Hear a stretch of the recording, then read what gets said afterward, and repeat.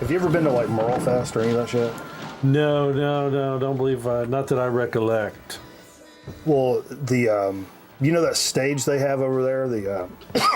It's on the Wilkes Community College Campus. Yeah, that campus stage, that big ass stage. It's a big. I have been there for another show. Yeah. So we were playing that show for some like a rock festival, like not a Merle Fest thing or whatever. So, but it's one of those things like an all day festival. So the band gets together at like 9 a.m. You know, and we're already like, you know, we're getting ready to be on the way for the show, and like, so some of us had started drinking anyway. Yeah. It was a little early for that. That's noon somewhere in the world. Sure. So, anyway, we're standing outside where we loaded our equipment, and then home we hadn't left yet. So it's pretty early. And I was with this girl at the time. It was my ex-fiance, the cunt one, not the dead one. And so we're standing out there, and there's two things I specifically remember from this moment. Is one, there was a dead fucking rabbit on the side of the van. True story. There was a dead rabbit, and I just started giggling. I thought it was because I'm still 10 years old, and so I start taking a stick and hitting the dead rabbit, and because it made this really weird like hollow thud sound, and I could not stop fucking laughing.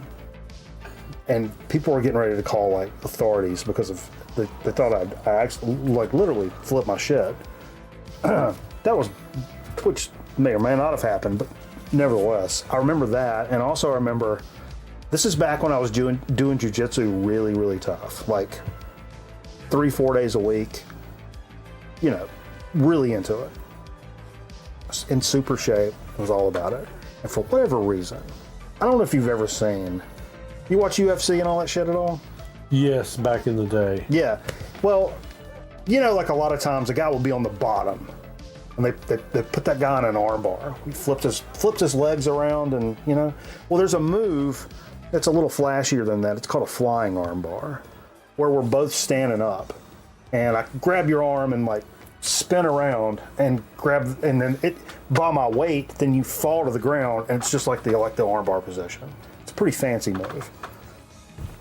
For whatever reason, mostly because I'm a fucking asshole. And back in the day, I was constantly like, love grappling my fiance. Like, you know, it was always like, you know, I'd grab her and just like, you know, not like headlock, not like hurting her, but like, right. You know, that was my version of a hug, was like an over under, like wrestling, you know, like a pummel. Anyway, so whatever reason for that day, I thought it'd be kind of funny. I walked up, and I flying armbarred her just for fun. And she actually like, boom, hit the ground. And I felt so bad. It was a beautiful fucking move where everybody was like, oh my God. But she actually hit the ground. She was mad about it. You didn't break her arm, did you? No, I didn't crank. I mean, just the motion of like. Okay. It was dynamic. Anyway. Everybody, welcome to Grown Man Record Night. Of course, we got a special guest tonight. That's a true story, by the way. But it wasn't. It's not a domestic violence thing. Nobody called the fucking. Nobody called. I think in there a term on that. It goes so long. I think you're good. It's a statute of limitations. Yes, there you go. I don't know them fancy words. Look, on a statute of limitations. But yeah, that's a true story. The Done with Love. That's like an emo album, Charlie. But yeah, anyway, that's a true story and shit. But so we got together last week for Steve's fucking thing, and Steve and a guest should be here at some point tonight. We don't know. Steve's what you call a wild card. Fashionably late. Yeah. They even talked about that. Oh, really? Yes. Of course, his mother and his wife say how he's always late. Yeah. Yeah, it happens. Glad you're not dead, Carl. Yeah, I'm glad Carl's not dead either. We are playing Carl Weathers Did Die. We got Action Jackson on the VHS over here all night tonight on repeat. Yes. It ends, we fucking rewind that tape, roll it back. Anyway, I did I've been trying to take a little more in this new year. Did you do any New Year's resolutions or anything? What is that? Yeah, I'm not really one of those guys. I knew it was after the holidays. It was time to start getting back on that fucking program, and you can't just. It's like, oh, pumpkin pie, pork it down. It's like now I'm back to the hey, there's free pie in the break room, and I'm like, nah, I'm good. I'm back to that level of Okay. For just the first couple months? Maybe, or just to get a little let's cut that weight off, and then you can fall somewhere in the middle where you're it's a Saturday night. I may want some French fries, sure, but you can't eat Tuesday afternoon for lunch. I'm not eating fucking French fries. Anyway, so health has been a little more of a priority. So much so that I've been told I was possibly pre-diabetic. So I go over to, they sent me this link for this diabetes awareness site. And I go over there. First time I go on the website, I get this notification that comes up and says, do you accept all cookies? And I'm like, is this a trick question?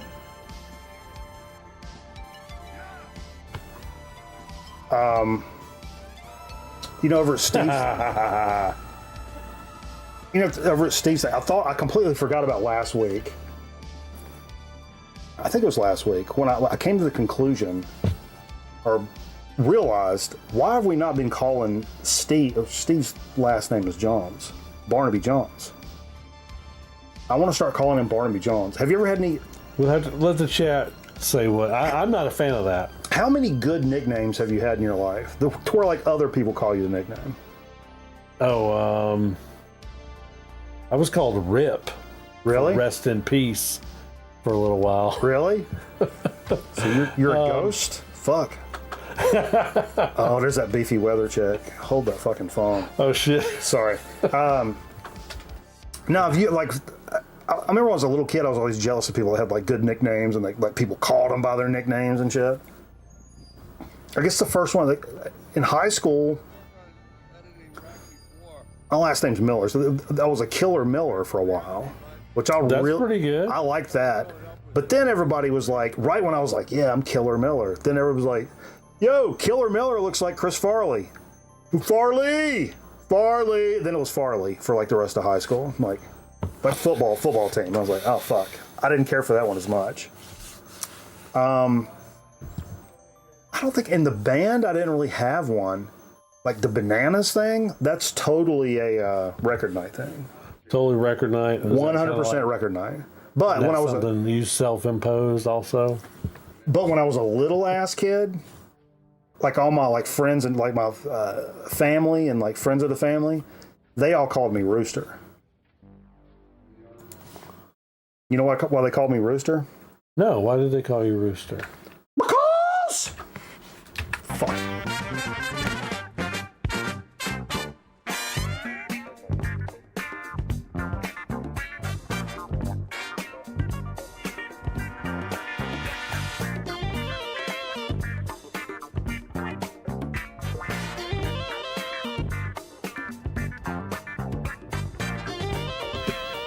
And we're back. Ladies and gentlemen, I implore you. Wait, is Merv up in this motherfucker? Merv! What's going on, What's up, Merv? man? I was just talking about you a few minutes ago, man. Hell yeah, dude. It's good to see you. Ladies and gentlemen, thank you for joining us for Grown Record Night. Using my new camera tonight.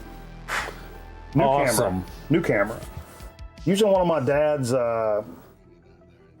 GoPros. He had several. I'm using one of his. Freaking awesome. Yeah. So it's been a good time.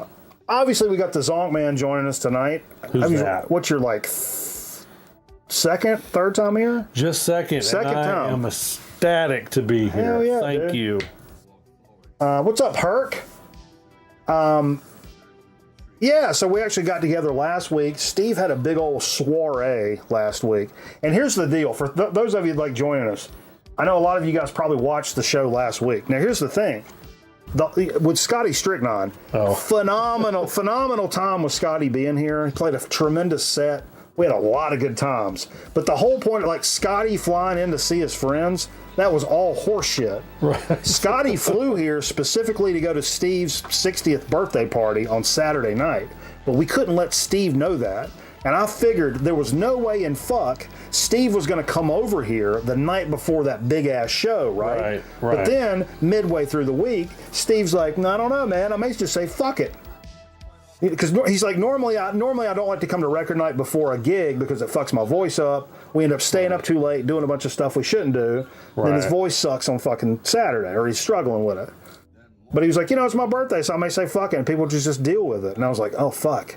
I was totally counting on him not coming. Right. And so last hour, I had to come up with a story of like, hey, surprise, Scotty's flying in. He was going to go to Raleigh, but now he's flying into Greensboro, and he was going to go see some friends. But he said, hey, why don't I come do the show? And I was like, oh, yeah, it's last minute. Hey, Steve, guess what? Scotty's coming. We've been planning this for a long time. And then I thought about it afterwards to where I was like, it would be kind of fucked up anyway if, like, at the end of it, like, we tell Steve, like, oh, Scotty's here, he flew in for it, and we did record night last night without you. Happy birthday. He would probably be pissed off because he would probably drop whatever else, and he did drop what he had going on to come over here and hang out. Because going to a show is one thing, experiencing record night like with somebody from out of town is another whole bag of beans. So it's like, but that was really cool. So that whole thing was like that. Who the fuck is Fever? I mean, we'll say about it. Yeah. He's coming later on. Yeah, he's coming. And he's coming tonight. He's supposed to be he's bringing another gentleman with him. And that was awesome that you totally had him blindsided. And he didn't.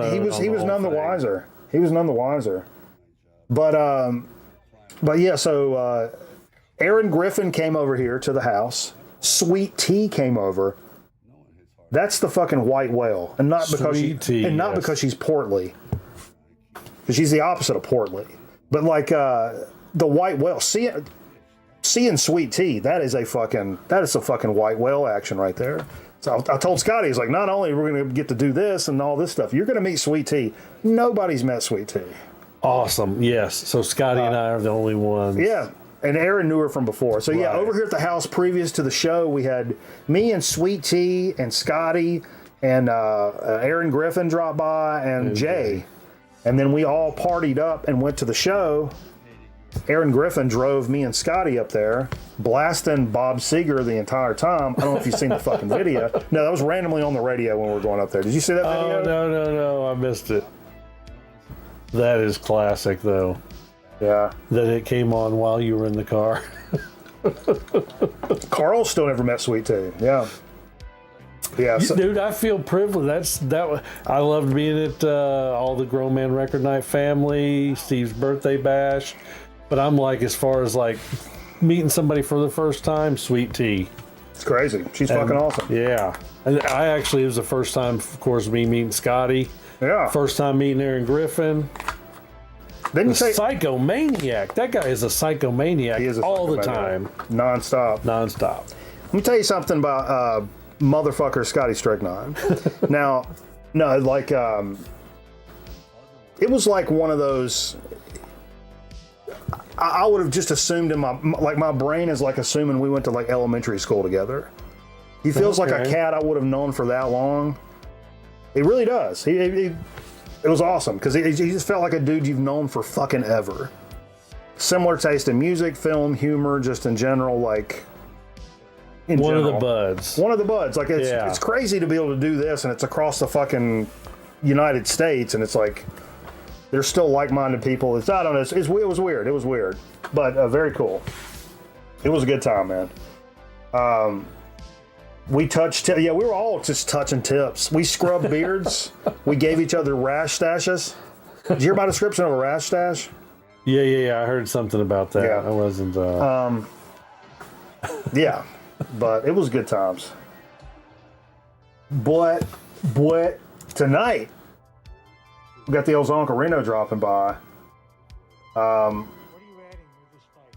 What else was I going to say about the show? So a bunch of people, for those that don't know, because Steve's not here to fucking talk about it. Should wait for fucking Steve. He's going to talk about it anyway. But I'll save it. I'll let him tell the story about the show and like all the people that came together and did all the shit. Yeah, I mean, not to give anything away, but it was like half the fucking state. Yeah, and it was this whole orchestrated thing to play a bunch of these like kind of tribute songs for Steve and shit. But yeah, we'll move on. So what are you doing collector-wise this year? What's your big focus? Are you still? Do you have anything specifically you're focused on this year? Man, I don't know if I want to say this is. That's my question of the year. Grown man record night. Sure.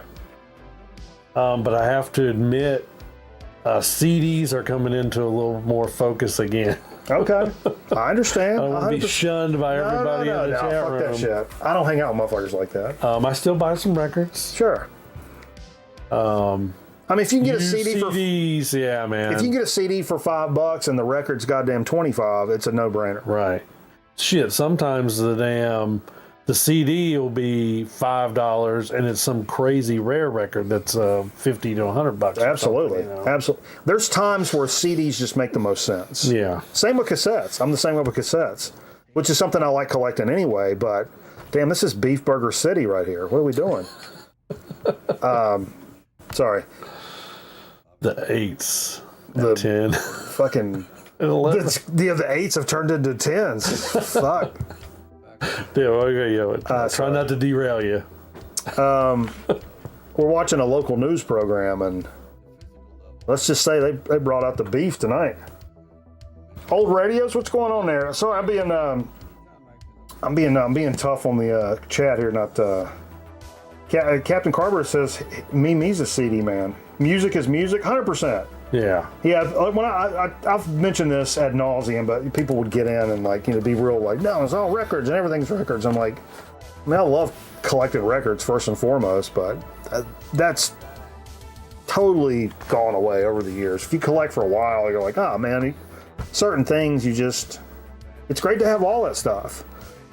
And I like because I'm still 12 years old at heart. Like I love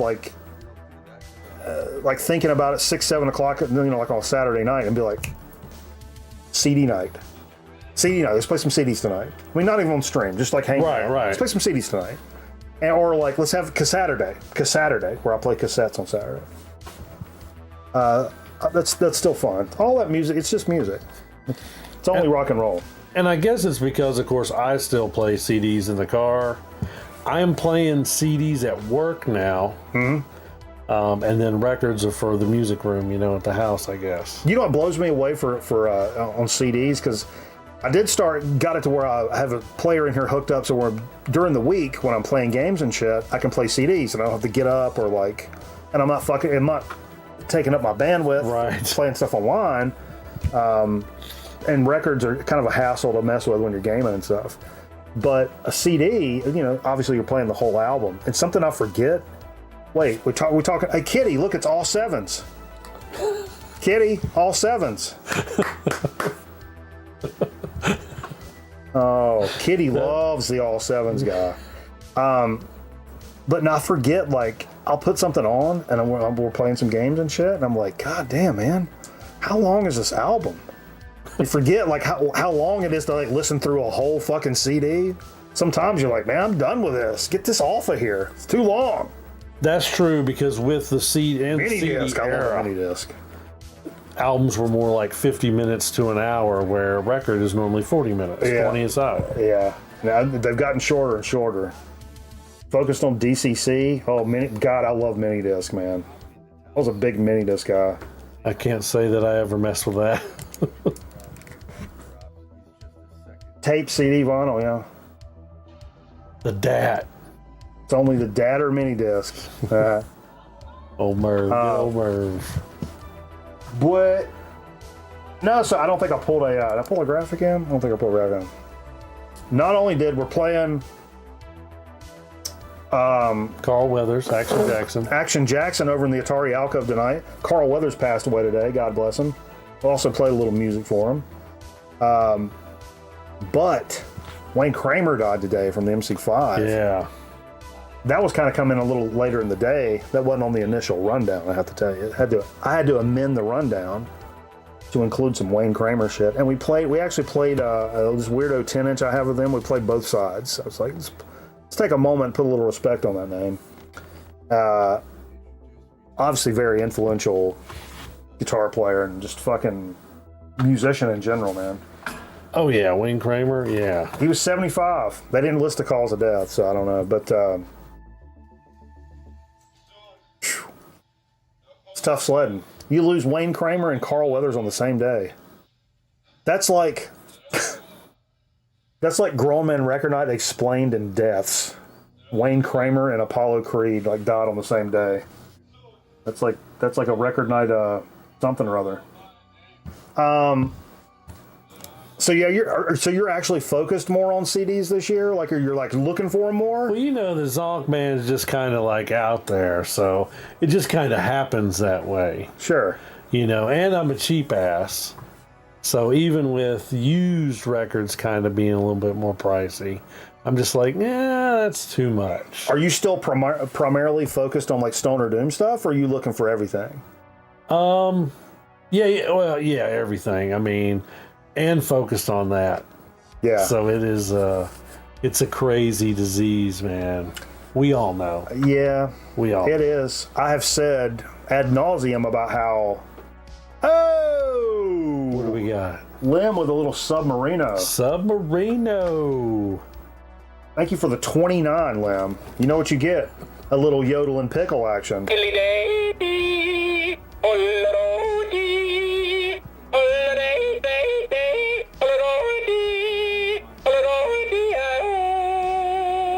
Woo.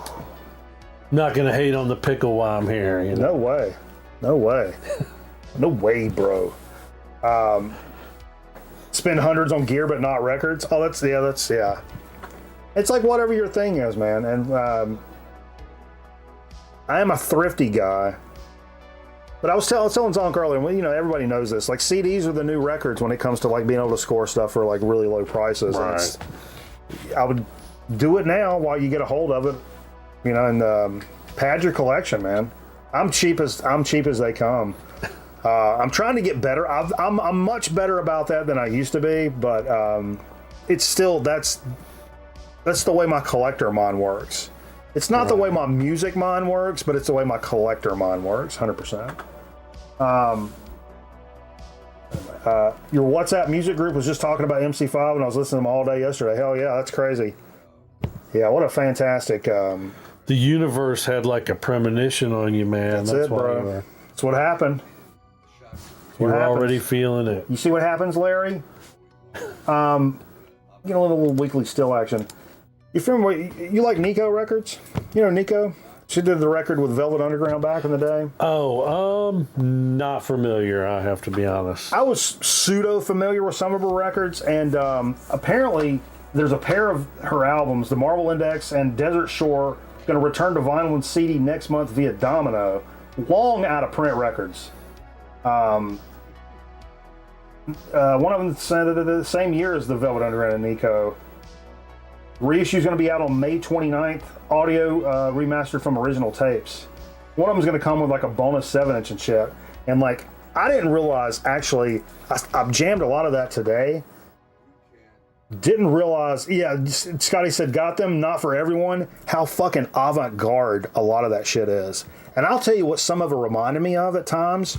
It reminded me of Scott Walker at times, but like female version of Scott Walker. That's my take on Nico albums. Well, I might have to dig in it. I like some Scott Walker. That's it's weird. Dark crooner type stuff. Yeah, it's weird, and it gets really avant-garde and noisy and stuff like that. The stuff I sampled, but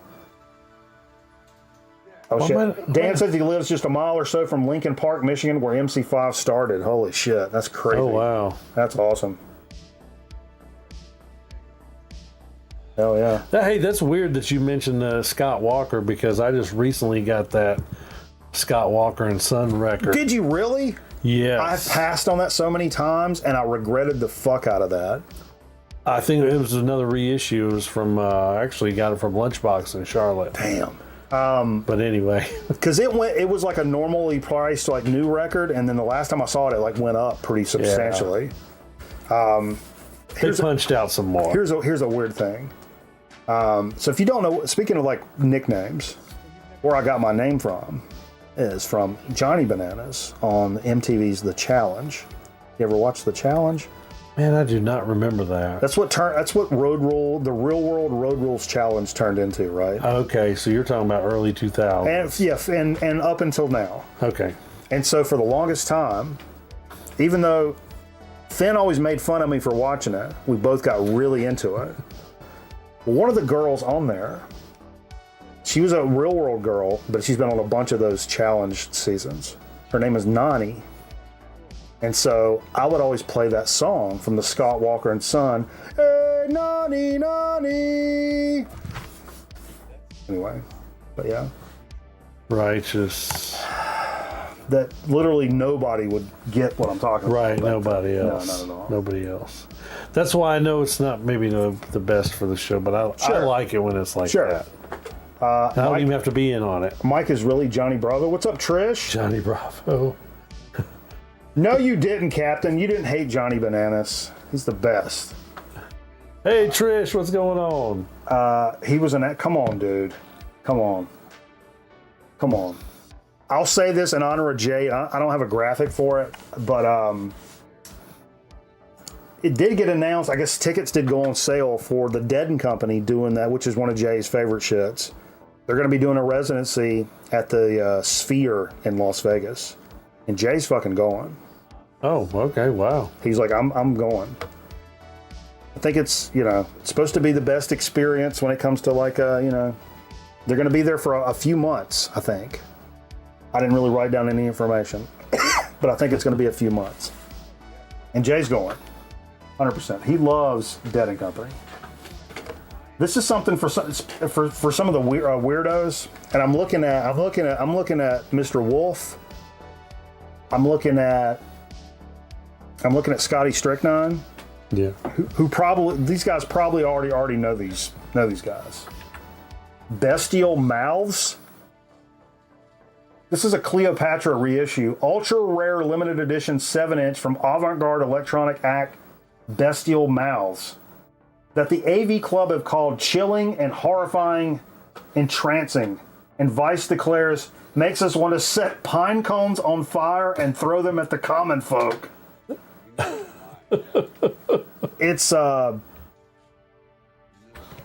I was going to post this to the Discord as the Discord exclusive program preview today, but I didn't because I'm slack. But check this shit out. They also said the vocals, I think it's like a female vocalist. I don't know who they are. I'm not going to say those names because I don't know who they are. I'm not going to act like I know who they are. Check it out. Bestial Mouths. What's the name of this? Down to the Bones on Cleopatra, 7-inch. At least give it the old streamy. Backed with small prey. What? Is that right? Yeah. I don't know what the fuck. It was crazy. It was. Here's another crazy one. I got some crazy stuff for like stuff that came out today. I'm trying to not pick down the middle stuff. Born in a Headlock. The name of the album is Zazen. And I have to admit, the name Born in a Headlock is what drew me onto this. And I was like, okay, let's give this a quick little Google. And this is the two guys from Nod, G-N-O-D. Have you ever heard Nod? Very interesting, noisy, I don't know what you call them. Noisy punk, I don't know. I don't know what you call Nod. But this is the two guys from there. They got a new thing called Born in a Headlock. And it's heavy as fuck. Like it's heavy. And I really enjoyed it. Heavy in a good way, like nice and noisy and fuzzy.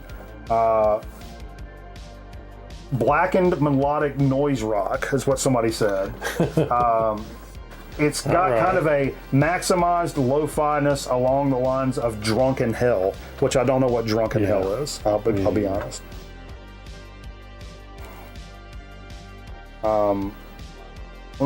Just else new something. I'll check it out when I'm back on the desk.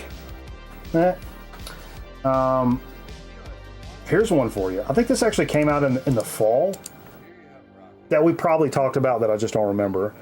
You ever fucked with Color Haze?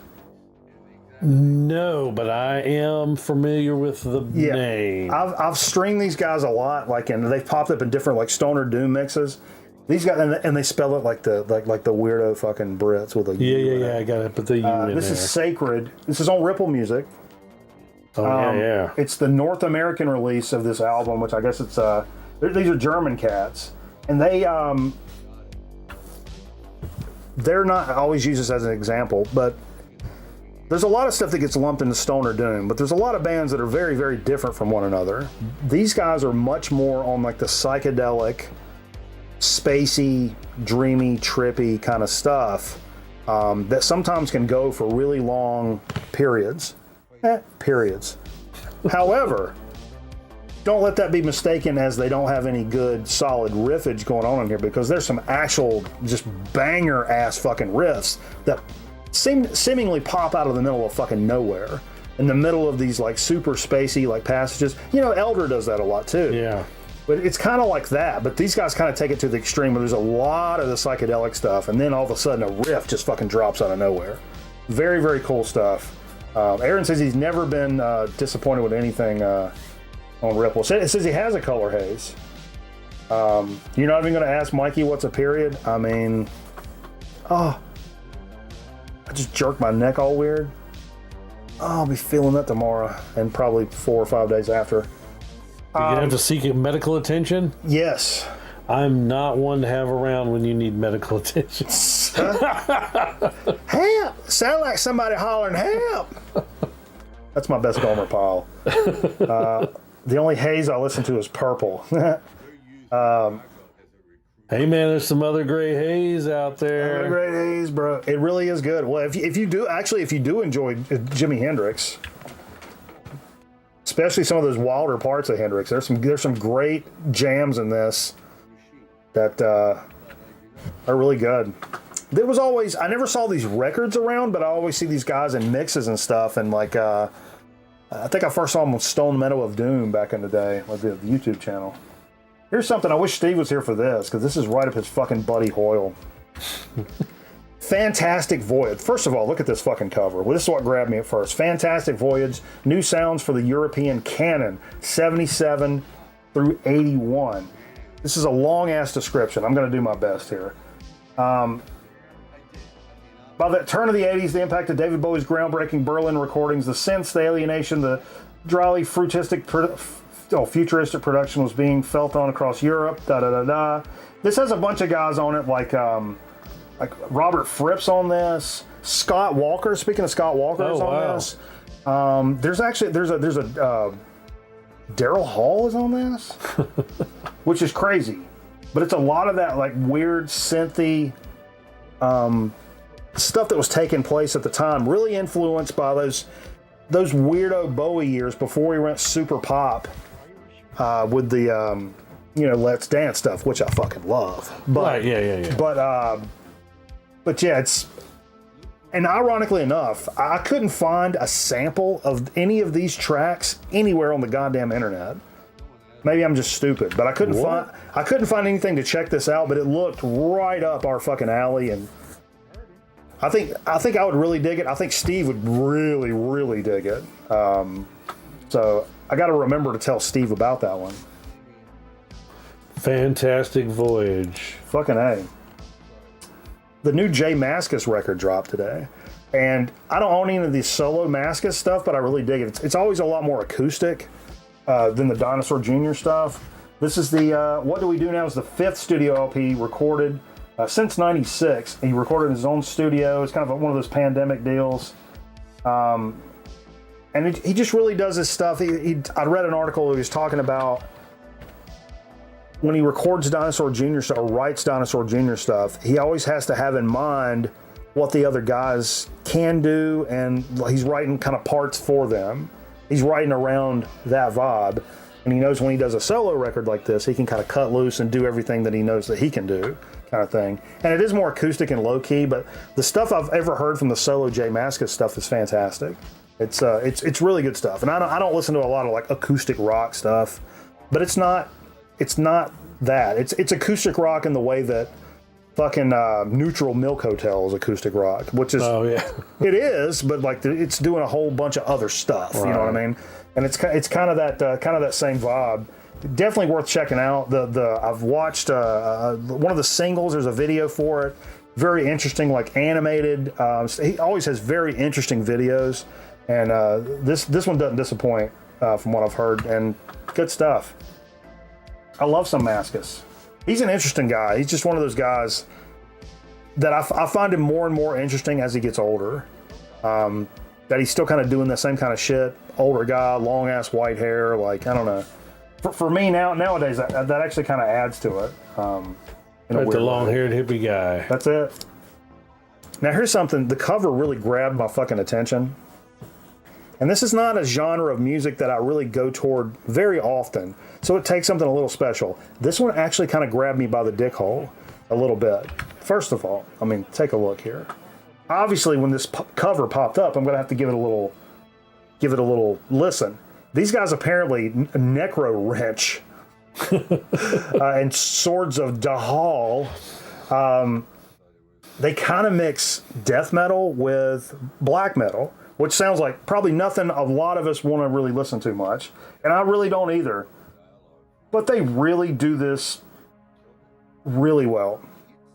It's really heavy, but like, I don't know, man.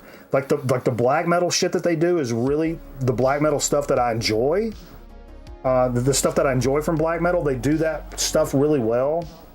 But it still has like blast beats and shit like that in it. I found it to be, an entertaining listen. Again, I don't reach for death metal and black metal albums very much, but this is one of those that kind of blew my socks off today.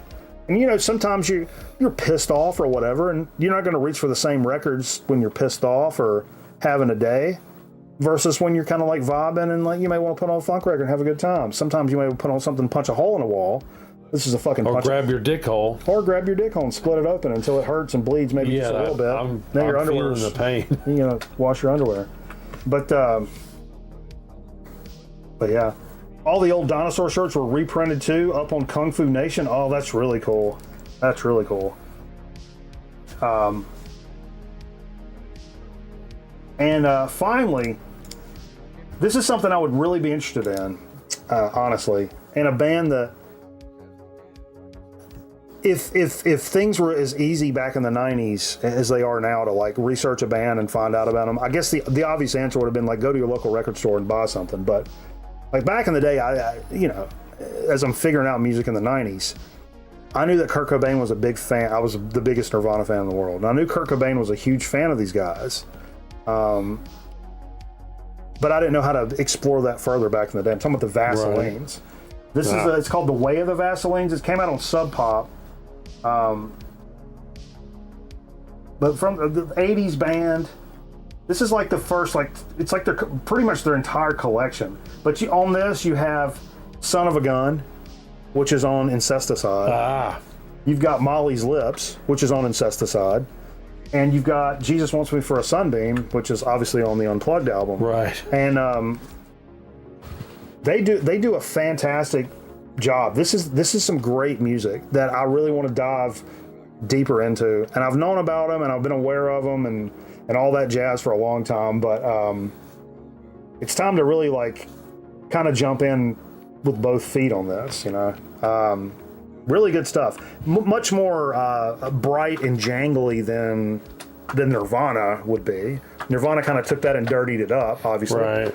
But incredible stuff. Time to rewind the movie. Oh shit. Oh shit. I'm slacking. Oh. That's all right.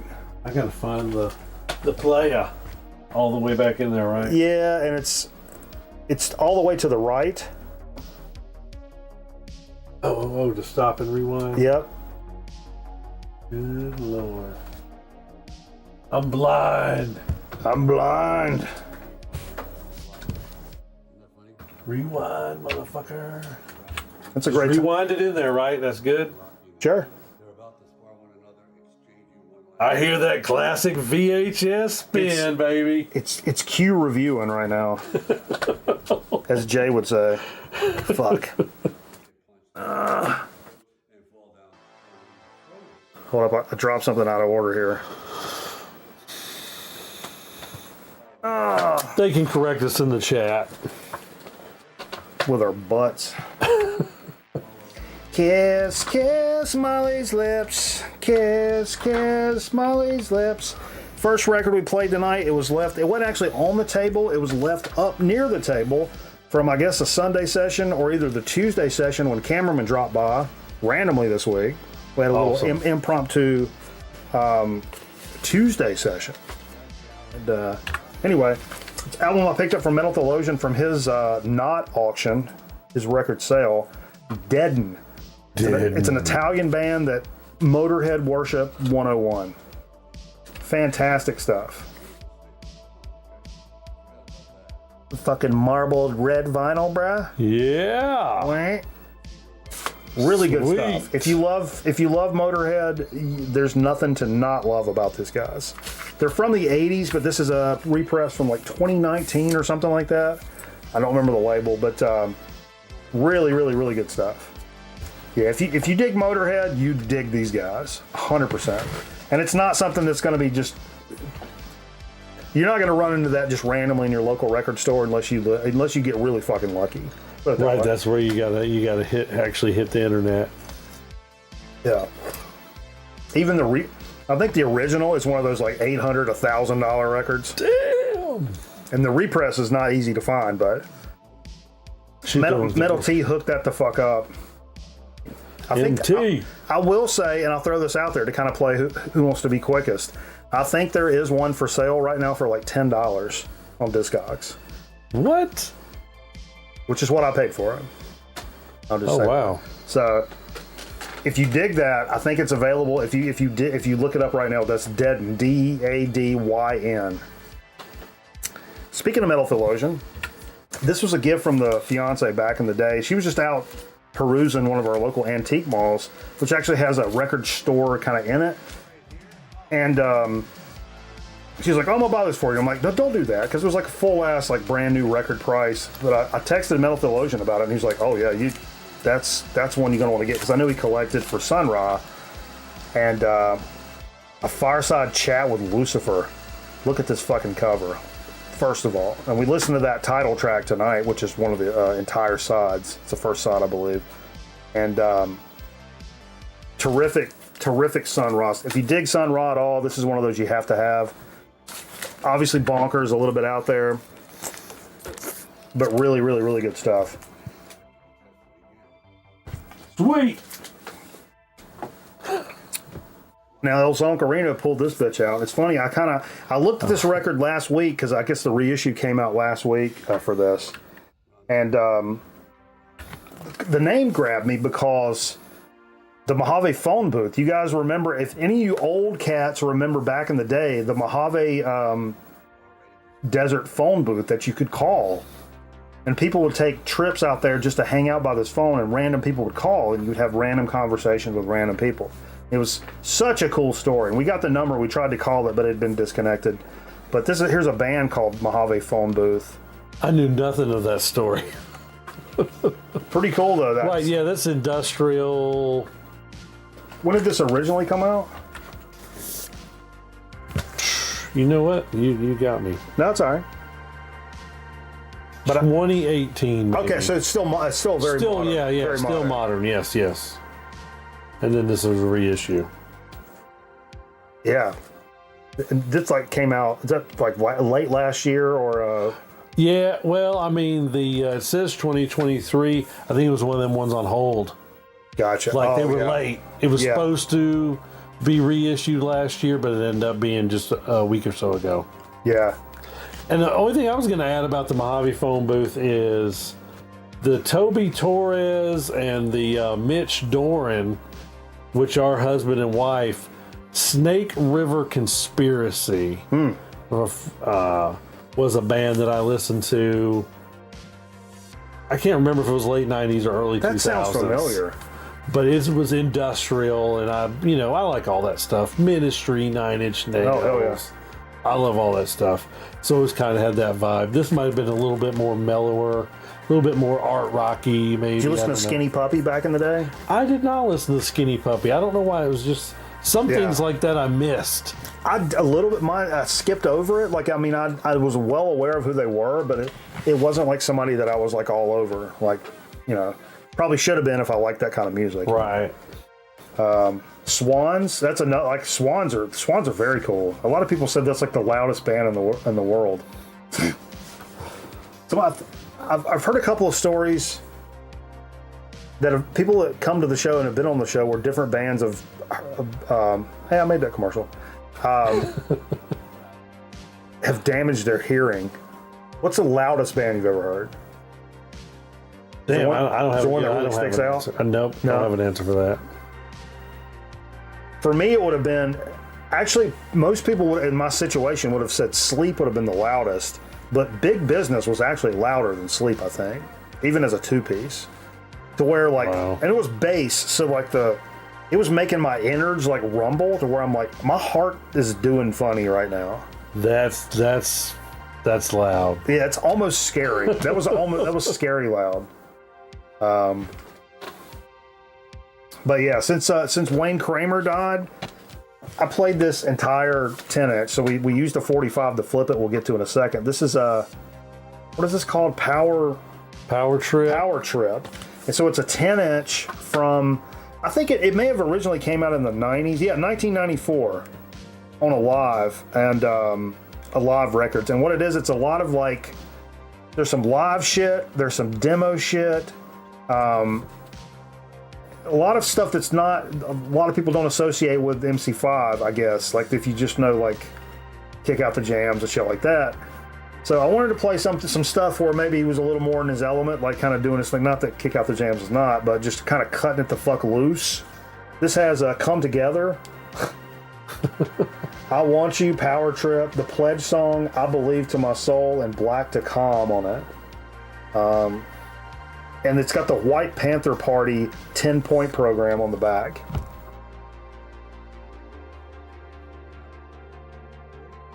Fucking crazy. A crazy ass record. This just popped up in my local spot, Hippo Records. But yeah, good stuff. Zonk pulled out some damn. We hadn't played any funk tonight, so Zonk pulled out some funk. Can never go wrong with some Brothers Johnson. Light Up the Night. I mean, look at this fucking cover. Specifically, I mean.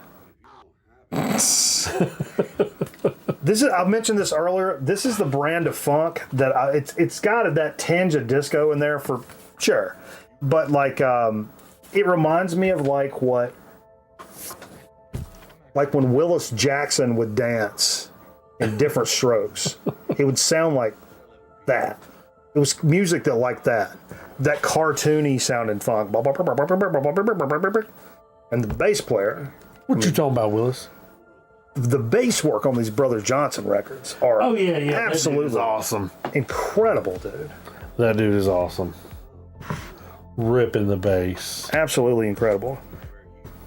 I mean, there's two right there. Lucky enough for Zonk to gift me to this past week. The first King Buffalo record, full length, Orion. Back in, you said 2016. 2016, yes. 2016. Incredible album. And it's my first King Buffalo. As much as I like them. That's what we had to fix. As you needed much as a King Buffalo record. As much as I love them, I just, for whatever reason, they just never found their way into my collection. But absolute monster of a record. Somebody's here. I love King Buffalo, and I just want to spread the word, man. Absolutely. That's fantastic. Here they come. I know, I'm glad you guys connected. Oh, good Lord. Hell of an entrance. Oh, good Lord. Here we go. Hey!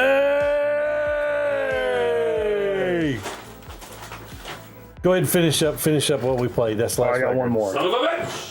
So, like we talked about earlier, fucking Carl Weathers died today. And you know, good and goddamn well, what we gonna be playing. The dude from MC5 died. Yeah, we just finished talking about that. Did you? Yeah. No, I didn't. What's up, Dean? So yeah, we pulled out a little little Rocky 4 soundtrack. Without a doubt, the most played record in the collection here. I would say by far, especially post show. Post show, it's like tenfold. Great song too. Live in America, No Easy Way Out. I had to play the side B because it started with "Living in America," and that was Apollo Creed's fucking swan song, literally in the movie. Yeah. Stop the fight. Yeah. I just noticed the trainer's head on the front cover.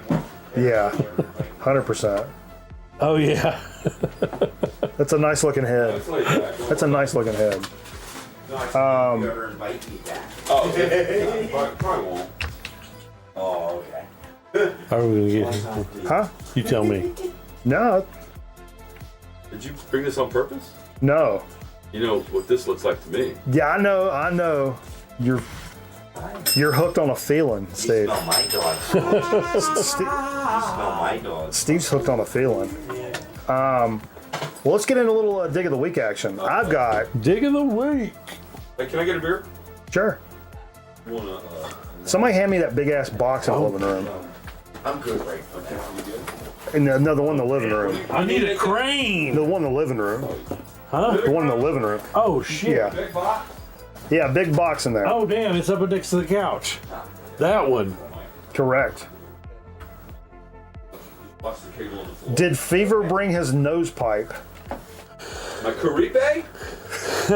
Your Caribe? What's up, Dean? What's going on? Slowly step that up. We're gonna slowly step that up. There you go. How you doing? Nice. What's going on, Dean? Hey, nothing much, man. Just You know Zonk Man, right? no, yeah, we you're met. actually- Yeah, at the show. Yes. Dean, you're actually standing right in front of the camera. It's great. We see a cool black leather jacket. But you can sit in that chair over there if you want. Okay. We gotta kick No, I'm Kick cool. the cat the out. cat out. So I got a big ass box in the mail from our pal, Flagging out the camera. the notorious Fred Dobbs. Uh-oh. Oh, Dobby. Big ass box. Whoa. So let's see what's going on with this. I need some protection. Cause you are. Whoa, razor sharp. That's it. Number one, razor sharp. Watch out. The trick is to pull it right towards you. There might be blood. I would be honored to be a bloody guest on the Grown Man Record Night. A bloody death.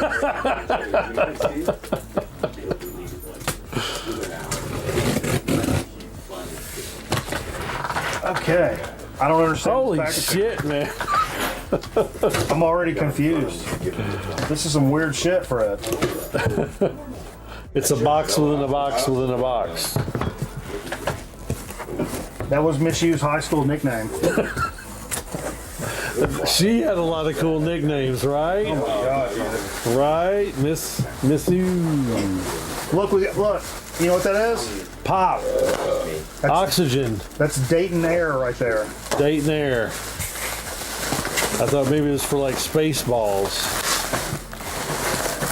Air in a can.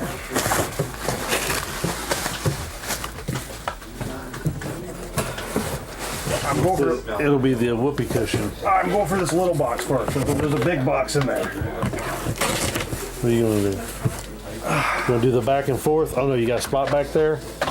Good lord. Gonna have to Not really, but sure. rearrange the whole place. Oh, cool. I got to use a knife again.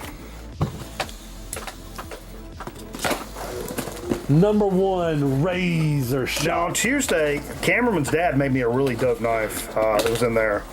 He cut himself. Pretty Oh. bad. It was bleeding. There was a lot of blood.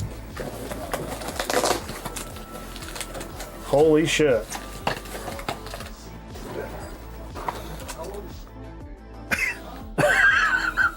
And the first fucking thing I pull out of this motherfucker. Does it do something? The thing that's got to go forward and backward. I don't know. I don't want to break it. Yeah, I don't want to yeah, break so- it before I. So it's a monkey with a cock. Maybe the string's holding it from flopping out. Yeah, Oh my god. it's a monkey with a cock. I'll cherish that forever. Holy shit! What else we got in here? I'm envious. Oh. Cool, man. I love candy, Fred. Thanks so much for the candy, bro. That's the best candy, dude. They make the best candy The Candyman in can. Ohio. That's some great candy, bro.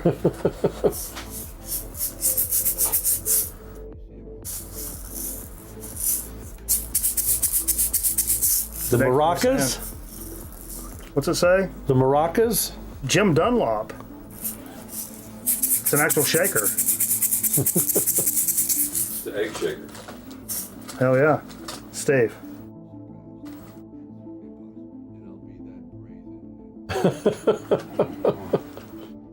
This Black History Month. Oh, whoa, wait a minute. Yeah. That's not a banana. Oh shit. Some more candy. Some chocolate. Gotta love that candy.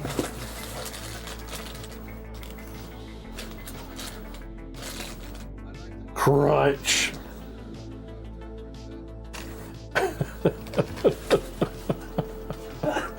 Oh, it's got a little handle on it. Well, I think the string is holding the penis from flopping down. New. Oh yeah, this is it. Oh, it's not? I couldn't even see what this was. Well, I'm thinking. Get your He hand told me. in. Oh, That's probably what it's supposed to do. I guess you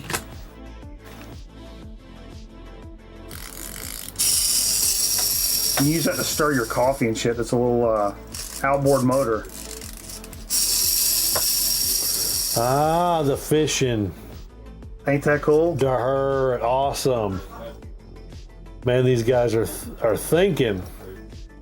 That's cool as shit. That is awesome.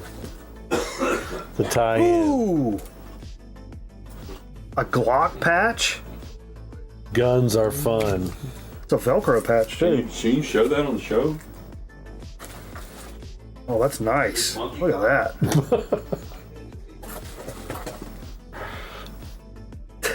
Oh no.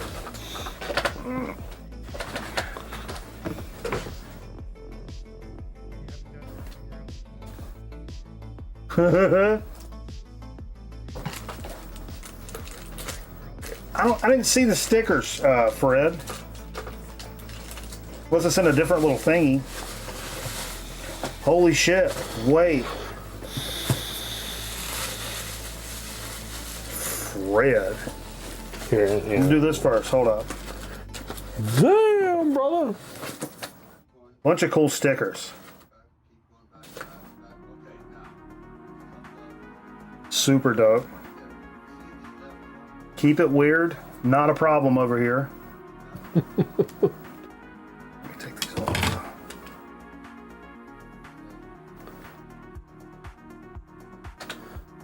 Oh, these are awesome. Oh, wow. Incredible. No way! Seriously? Look at that. Living in America.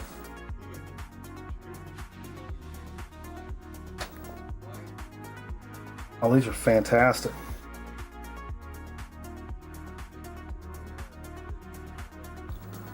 It's Godzilla! Godzilla. I was just talking about how I collect Yes. Godzilla earlier. Awesome.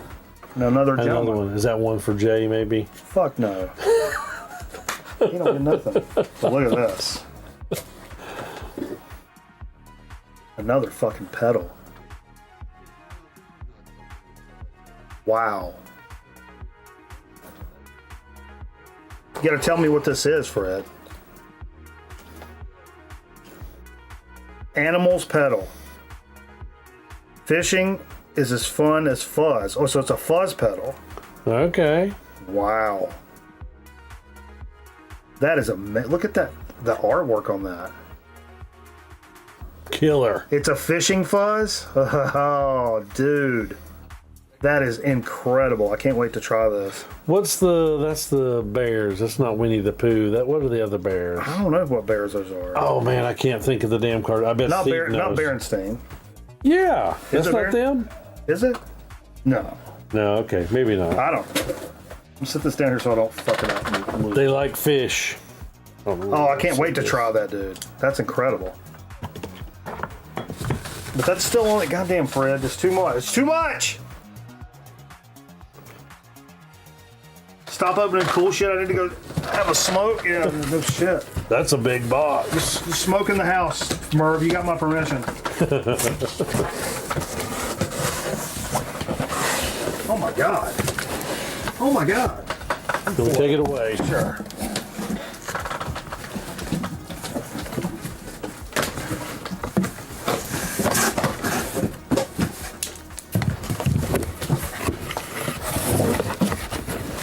Good gravy. Oh. Take it away. Take it away. Take it away. Take it away. Take it away. Too much, Scar. I scarred. Why scarred? How would you rate my Gene Levy on a scale of 1 to 10? Why scarred? Why scarred? It is #1 razor sharp. There we go. Oh, baby, baby. A little high and dry from Def Leppard. Heartbreak. Yeah, wherever you want to.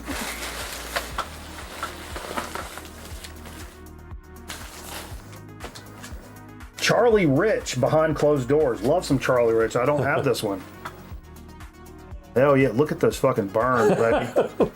those may put Carl to shame, I'm gonna be honest. That's definitely gotta be some mid-70s. Doom Snake Cult. I don't know this. Me neither. Make me put my readers back on?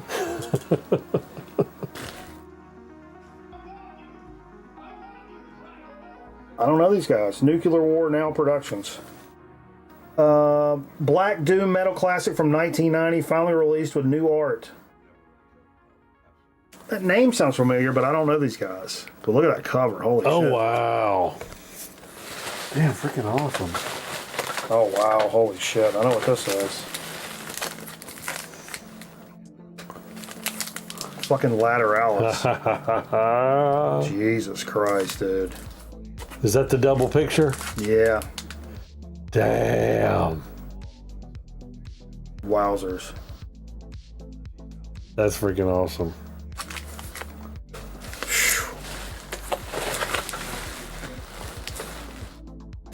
What is this? On TP, right? I've got some stuff on TP. What does this say? I can't read that. You read that? Harsh toke, man. Harsh toke. Come on, man. It's a harsh toke. Harsh toke. Wow. I think you may have had one of those earlier. I don't know about that. 2013 on TP. I've got several records on TP. They're all fucking good. That looks amazing. I definitely seen those. Hell guys. yeah. Oh, Captain Beyond. Which one is this? With the first one? I think it's the first one, the self-titled Captain Yes, Beyond. with the lenticular in the center. Yes. Fucking A, That's dude. the first one. Excellent record. Excellent shit. This is Bang City. Bark at the Moon. Believe it or not, I did not own this record. I've got one Ozzy record, it ain't that one. This was probably my jumping on Ozzy Osbourne back in the day as a kid. Bark at the Moon. Really? Probably, yeah. It's probably me Maybe too. touched too early But I've never for you. owned it. I've never owned it. Oh my God! Rough times. Cadaver, man! Come Oh, it's Cadaver? on! Oh, it is Cadaver. Whoa. Hell yeah! You were talking about Cadaver in the store on Sunday. Yes. And I actually have been listening to that Cadaver when they did the thing with Elder. Cadaver Yes. or whatever it's called. Eldevar. Eldevar, yeah. Yeah. I've that's actually been fucking listening to great. that this week.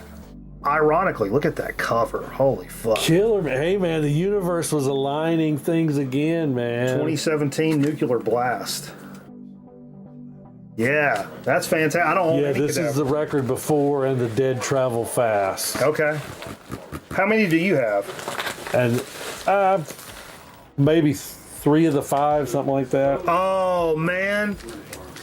Dude, I passed on this one time. It's for like $5, and it's one of those things that always sticks in my craw. I always remember passing on this record because I had too much in my cart. Like, it was at a record show, the Clemens record show, Okay. and I had too much, and I put it back.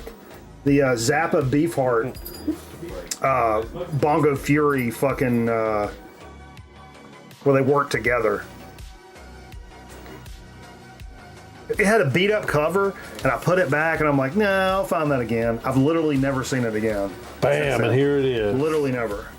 That's not a popular opinion. That's fucking badass.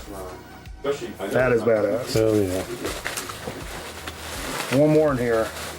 Oh yeah, a little Johnny Winter action. We can't solve Love some fucking Johnny Winter shit. And I don't own this one. country dads. Do not own that. That is phenomenal. Dude, Fred, thank you so much, brother. You do too much, man. The Dobbs. That was the Dobbs, right? Gifting fucking subs, fucking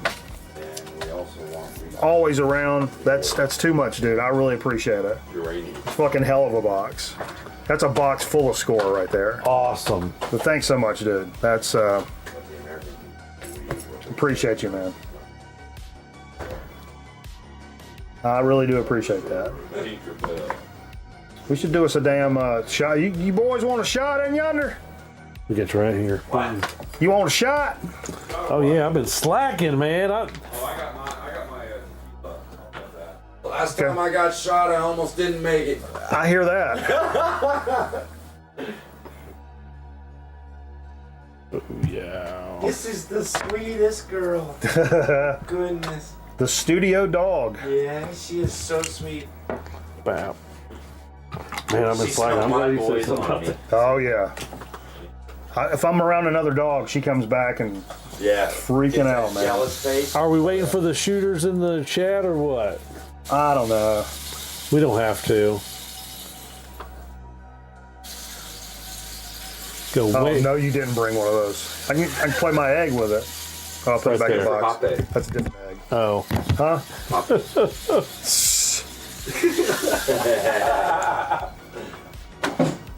We went All right, with Carl Weathers, do Wayne it. Kramer, All of them. Yeah. all of them. All of them. Cheers. Grown man, cheers. And to Fred, thank you for the box. And to Fred, And to- awesome. And to you for fucking being here, dude.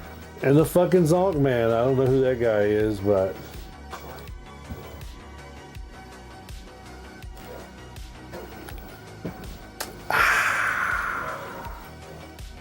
sweet. Woo. Uh-huh. Pop off tastes different on the set. Yes. Man. Until now, I would not have believed you. Hey, while you're sitting up here, why don't you do your digs of the week? Some stuff you brought. Okay, okay, yeah. I didn't know if you wanted to bring in Steve yet or not. Fuck that dude. Let him do his digs of the week. And then, I'm going to work. There you go. okay. You're gonna run around the block. I think I'm going. You didn't talk. You did that. Are you going to do any other? You just doing that? That's my digs right there. Okay, so take are it we away. even going to talk about Sunday or no? Or Yeah, well, like so Sunday after Steve's gig, Saturday night, me and Zonkman and Scotty and Aaron Griffin met up at Hippo Records, and I got a fucking stack of records I'll probably get to sometime in May with the backlog of things I have to talk about. But it's coming. I scored massive, a great shit. bunch of stuff for really good prices, as did everybody. I would imagine. It's always a good time. What's up, Zorlock? Says Cadaver Slams live. Yeah, Have you seen bet them live? so. No. Those cats are German. You know, Oh, that's so right. I've not really. The paid goddamn attention Germans got nothing to do with it. But yeah, so we had a great time up there digging, and I don't go to that spot much because it's like it's a town over where you know, I live in a town and I work in a town, and we live in like a triad here, so there's 3 towns, and that's in the other town, and I don't really have any other reason to go there anymore, honestly, unless I'm over there shooting a commercial or some shit, you know. The triangle. But yeah, they had a lot of good stuff, and I mean, this place actually has a store in Winston-Salem and in Greensboro, and they're both fantastic. And I've been cleaning up there recently at both locations. But yeah, anyway, take her away. Okay, yeah. So I'm going to show Digs of the Week from that Hippo Records, GSO. I'm going to start out with a big one.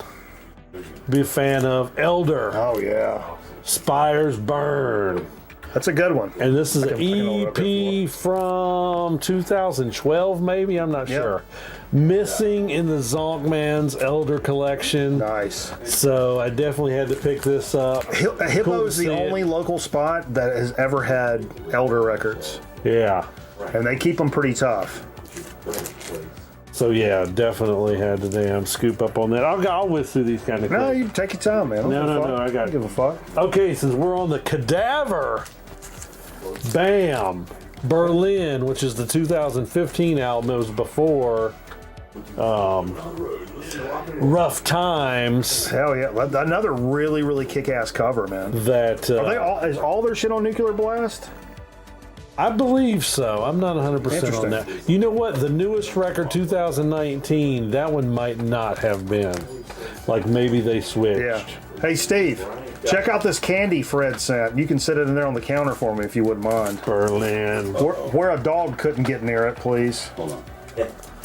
Gotta close it. And then this may look real familiar Oh my. Special. while they're handing the candy, man. Trick or Treat. Wow. I'd gotten Oh. this there. Really? I didn't Yes. notice that. That's fucking crazy. So I did. The Zonkman had both these Cadaver albums on CD, but the vinyl, super cheap, had to scoop it up. So we're going to continue on Stoner. I don't want to take up too much time. No, take all the But time you want, we man. are freaking on this kick of Ripple Music. You've talked about Ripple Music, we know. Ripple but does- there's a lot of great shit on Ripple Music. Sure. And I am not a big fan of split albums. Yeah. It is a great way for the record company, I guess, to kind of get the bands out there and that sort of Yeah. thing, doing splits. Originally, I got a split album from Ripple that was number 5 in this series. And this series is called Turned to Stone. This is number 3, Wizard and Merlin. So, 2 bands on here. Yes. So this is a way of Ripple like showcasing off some of their catalog. Yeah. Really cool way to do it. And all the covers, you showed me some of these earlier. All the covers are super fucking dope. Did you know about either of these 2 bands before? No. That's There even was- better. Right. There was only, you know what? I think it's the ones I told you I didn't get yet, are the Yeah. only ones I knew a few bands Nice. on. So yes, all these are, and we're just going to keep rolling with the Ripple Music. Sure. For a night like tonight. This is Ripple 4, I believe. Yes, Chapter 4, Saturna and Electric Monolith. Hell yeah! I feel like I've talked about Electric Monolith maybe before. I mean, because that- if stuff pops up on that came out today and it's on Ripple, I'm gonna talk about it probably, even if I don't know what the fuck they are. Hey, that Monolith, Look at that though. Whoa. the King Buffalo you played, that was Yeah. a track on that album. Really? Monolith. Yes. Oh yeah. So it's in the stoner realm, just like we talked about Mountain and Buffaloes. yeah, and if it's got mountains or buffaloes or wizards or you buy it. So if you're already familiar, then you know. Here we go. This is number 6. Kaiser and Again, the cover. Wow. and Captain Caravan. Huh. That's awesome. So yeah, Chapter 6 still on that. Got a couple more to show. Trippy covers. Chapter 7. Oh yeah, get it back. And I forget the bands on that one. Goliath, Gypsy, Chief Goliath, and End of Age. No. Nice. Look at the like That's fucking Roach is eating the brains, man. That's fucking crazy. Back cover is cool as shit too. Look at that. That's fucking incredible. I was either I'd forgotten or didn't know that Ripple was doing these types of albums, and I've seen who else was doing this too? Is it Heavy Psych? Somebody was also doing like split stuff recently. And it wasn't Riding Easy. I'm trying to think. You got me stumped because I've got a Resin, and I can't think of the other band that's on that split. Fred says Captain Caravan is really good. Okay, sweet. Oh yeah. All this stuff's good. But I just gave her. I can't think of that other label you're talking about. Yeah, because I don't know. Yeah. This ain't anything new. That's for damn sure. And then this is the newest one, 2024, Chapter 9, Ritual Earth. And I don't even know how to pronounce that. Kazakh? Kazakh. You know, I'm going to do country. We're going to emphasize the wrong syllable. Bonjour. Jim Applejohn. And that's it for the Zonkman's digs of the week there.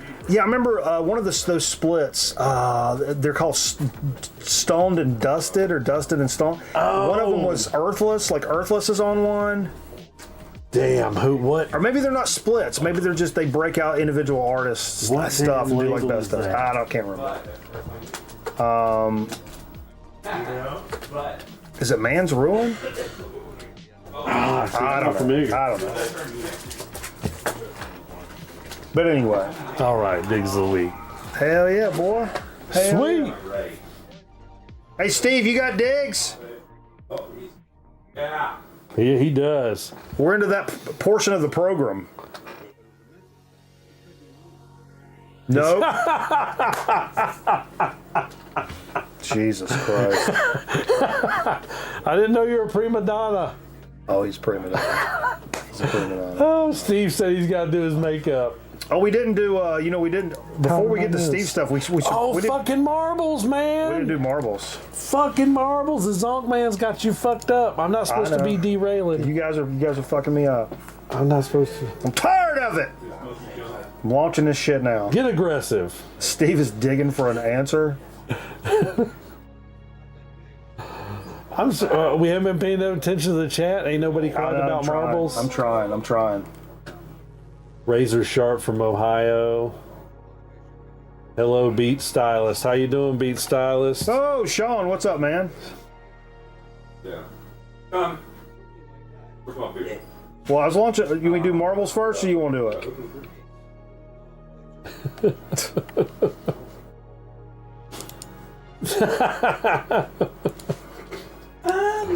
it? Nate Mars, he just says vote Zonkman. I don't think there's a track called Zonkman.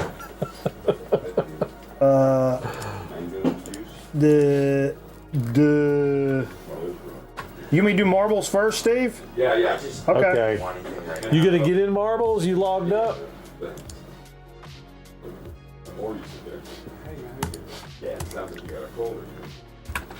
All right, boom. We'll go, exclamation point vote, then the number of the track you would like to run. Exclamation point vote, then the number of the track you would like to run.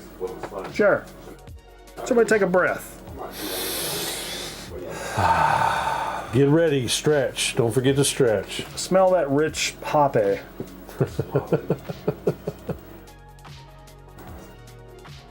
Nobody said anything because they weren't hurt. Yeah. Skinny Artist, how you doing? Good to see you. DJ Thunder. Dave up in this piece. Bill's Box of Sound. Merv.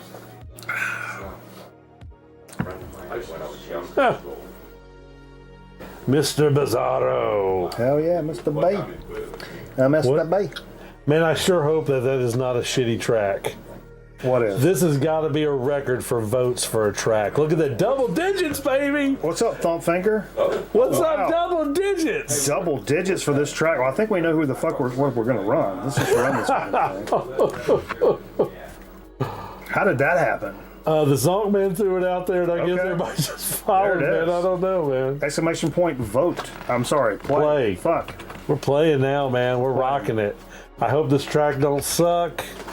We've got Carl the Envelope holds the record Oh, for the Grown Man Record Night family. at 3 minutes and 13 seconds. All right. Exclamation point, play. Get in position. And of course, I don't remember running this fucking track. Sure. Hey, Dean, come in here when you get a chance. Yeah. We can Hit it. I won't stand in front of the camera this time. No. Oh. You can sit in that chair right there. Yes, we're going to get you in this chair right here. I'm going to step on the record either. Yeah. There's a big bottle of pop off over there. Is that right? Oh, yeah. What are we going to do with that? All right. Go ahead and come on in there. Hello, sorry. What's this? Dude, it's all right. Fred just sent that. Animals paddle. Fred. Yeah. Fred Top. Yeah. No, it's all good. And all that stuff, the fucking goodies, the candies, record albums. Yeah, those candies look really good. Dank. Oh, wow. Okay, right. Dry. Tone. It's a fuzz pedal. It says a fishing fuzz pedal. All right, let's run. We got 20 people running marbles. I like to see that. Let's run this fucking race. Yeah, man, go Boom. ahead. Go on in there and get your spot. Boom. Chair. Cool. I'll get right back. We could set up a 3-shot if we wanted. I can do it with my phone stuff. New camera tonight. I see that. Here we Oh, go. you can turn it, No, I can All right, turn it easy, to Dave. water. Easy. but you can't Easy, pan. Dave. No, That'd be cool. look at this. Put a servo on it. Palm servo. No, you don't like servos, Steve. You didn't take the time to get in on the marbles, did you? I was watching y'all from the bar, from karaoke. Really? Yeah. Trying to explain to Faye what's going on here. Oh, Faye wanted to come, and Tammy wanted to come, and I was like, "This sounds like kind of crazy. I bet we better not." Yeah. So I told him, "Let's These just are- let's just sneak out. Don't tell them we're leaving." Those are girls' Oh, damn, you names. guys had the bail. Oh, yeah. Oh, yeah. Well, Faye's a good friend of mine. She plays keyboards and sings in Spindle 45. And you remember Juanita. I don't want to go there. Look at Shane out in front. Captain right behind him. This is whoa, Captain taking the lead. that painting? There's Merv back up in the mix. You were talking about it earlier, but I don't. Well, I forgot to enter the. Yeah, that's why I was asking you if you was in. Now, hey, if you didn't need me, I can make some stuff too. I can get stuff out. Is there any way to make that any louder? That's it. There we go. All right. You say you want a thunderstorm? Okay. Here, yeah. Ooh. The captain At one point, out I'll in cue front. you to slowly Yeah. do that. Okay. It's a longer track. Whoa. Mr. B back here. The needle and the spoon. Needle and the spoon. Why does it say Zonkson first? Huh? Thompson first? Yeah, Because it's fixed, remember? that's It is right. fixed. I'm in studio. Last week was totally fixed. You got first and I got second. Captain still. I think it was glitched out. Whoa, what just happened? Wait a minute. Grown Man Record Night just took the lead. Wait a again. minute. It's me and Merv. Once again, it's fixed. Me and, Oh, Zombman just took the fence out. it's me and Merv. Took out the gate. Don't worry about it. That thing is fucked up. Mishu's creeping up. Mishu's creeping up. Your Pratt. See that save? I love your that I did? Pratt. This is too bad. I love your pratfalls, Zonkman. At least I didn't knock down Jenga. He's a modern day John Ritter.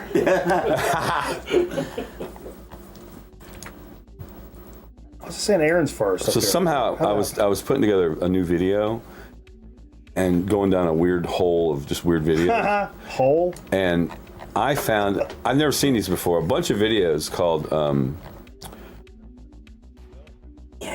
Oh, look at Kermit this. Suicide, like Kermit the I Frog. like it. No. But if you think about the word Kermit Suicide, Look at Aaron Griffin. and they're all based on like Whoa. what caused Kermit to commit suicide, and they always premise some weird thing in the beginning, and then he ends up falling off the building. I don't like it. No, I don't like anything that makes fun of Sesame Street or Muppet characters. I know. And I am a huge fan of the Muppet here. Me too. I'm being really. I like Sesame Street. Kermit the Frog. Grover is always my favorite. Yeah. I think Aaron may have pulled this out. We're going to check the official results before we start sucking each other's dicks, but I'm pretty sure. And this could be a track record. Uh-oh. I'm pretty sure this is a track record. Envelope had the record. Local, our Correct. 313 7/7 7/7 Sorry. Zon, what are you doing? Speaking of the Muppets, you're wearing a shirt that says Grumpy. Yeah. And it reminds me of the Grumpy Old Men. Oh, yeah. Man, I have a graphic built on that. Oh, Aaron's the nice. winner. See final results. I still YouTube them and watch them. Oh, absolutely. Whoa, 256. Damn! He killed the record. Crushed the record. Killed it by 13. I came in second. By 17 seconds. Wow. That's crazy business. Hell yeah. I think steroids are involved. So you got to fill me Steroids. in what record? I mean, Like a track record for So the marbles. you put your name in the game, but you don't have no control over the marble. oh, It's like those Japanese Watch games someone- where they drop them. Plinka or- It's like Plinka, yeah. I'm going to change this camera with But my the phone. courses are always different. They're always cool. It's like a racetrack. You guys watch this. I'm going to change the camera on my phone. Okay. So, Steve's here. I'm here. I got this really cool scarf from Dean's wife, Juanita, and she bought it knowing the name was Swan Song. Swan Song. Yeah. And she's like, what's that mean, Swan? But she fucking nailed it. Yeah. Swan Song, yeah, it's actually their label, you know. Yeah. Hell yeah. So tell us about the. I briefly got into like the gig last week. I told everybody the whole thing about Scotty coming in to see friends was horseshit, but I was like, Steve's going to talk about it anyway. How many so people knew that? Did people out there know it? Yeah. Wow. I was in the dark, and I never caught on until Dean had to take me outside because I was setting up for the gig, and my wife, halfway through, I wasn't even done. Oh, wow. Look at that. You want to go super wide? If we must. Oh, that's cool. That's like fisheye. As long as you're catching my better side. That's it. we got half. We even got half of Song Man in there. Do you want me to Fabio it? The best. We got the best half of Song Man. Up to his Hell yeah. crotch. So wait, please continue. So I got halfway done, but I wasn't done setting up my because I was doing the PAs and the mic. I wasn't done with my mic and the pedal board and the acoustic amp and the tuning my guitar and tuning my mandolin and all that shit. And she's like, "You have to go now." I'm like, "What?" And my stress level's already here. And I was like, "What the fuck are you talking about? I'm not going anywhere." And she's like, "No, you have to go." And I was like, "No, I'm not going." And she's like, "Dean, you take him outside." So Dean escorted me outside. Cool him off, bro. And I'm out there steaming, and I'm pissed off. Him anything.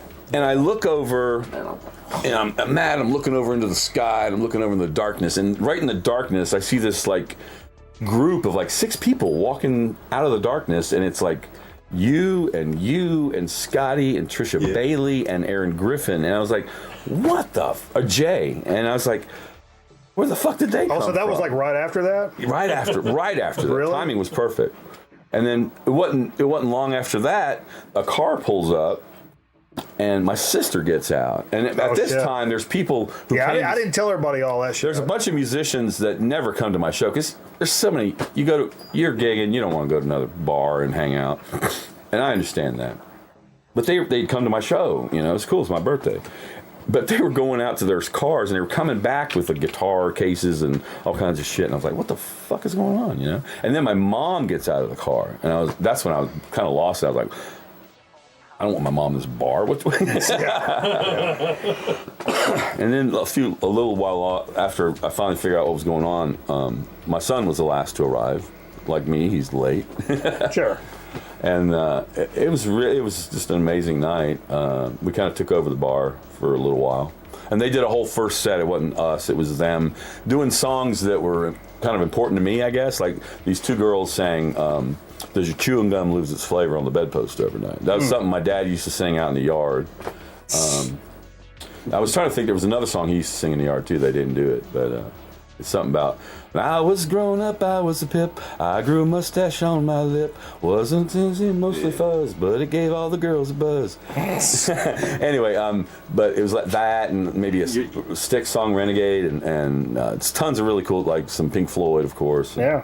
You're talking about that, B-52s. does the bubble gum lose Rush. its flavor? Oh, okay. Chewing gum. Don't forget about Oh yeah, they did Working Man. I thought, and Dean played bass and Yeah. he kicked Oh, yeah. ass. Kicked Oh ass. yeah, Can I tell that side story sure. of John Epstein? Okay, so John Epstein was messing with him. And, hey, Dean said he's got a So me bass and John play together in Uncle Watson's Widow. Right. Right now we don't have a bass player, we don't have a drummer. We have Becca, me, and John. So it's kind of like an acoustic trio at this point. Yeah. Okay. But we have all these songs we've already learned and we've recorded Yeah. that are not acoustic. So John's messing with him and everything else. Said Dean says he's got a bass. Does he know how to play and stuff? And we've been jamming and practicing together, and I'm hanging out with him the whole time. So then I went and talked to Dean. I was like, "Hey, we'd like you to join the band." And Yeah. he's already with John, like playing. So John worked. He actually asked me to play bass because John already knows I can play. You know, we've that's been fine. working together, so he worked it in. Yeah. And so yeah, it was really cool. But I had too much to drink, This and Whoa. yeah. yeah. Too much to drink. Well, Jill, who we work with, her husband was buying me double shots of 1800 Sure. when I was drinking beer, and then after, that's enough. But then I'm loading out after the show, and James, who's the bar owner, he brings me a double shot of Don Julio, which he shouldn't have done that because at that point I really couldn't even taste it, what it was. You know, it was just, I couldn't even finish it. In fact, I probably went out in the yard and threw up about 10 minutes after that, before I even left to go home. So when I go home, my wife had put a bunch of the balloons that she put out in the van, and I'm driving. It's raining. I'm driving down the road, and I don't get, but I start to pick up speed, and I start hearing like boom, boom, boom, boom, boom, boom, boom, boom, boom, boom. I was like, oh shit, I got Flat tire. Yeah, so I Yeah. pull over at the Walgreens there. I get out. Tires are fine. No, half the balloons are still out the window, and the wind is blowing. Like, let's not draw attention to yourself driving down the highway while you're drunk. There's fucking balloons banging on top of my car. Hey, Don Crom says happy birthday, Steve. Yeah, man. Hell yeah. So yeah, and but I got some cool gifts I wanted to show you.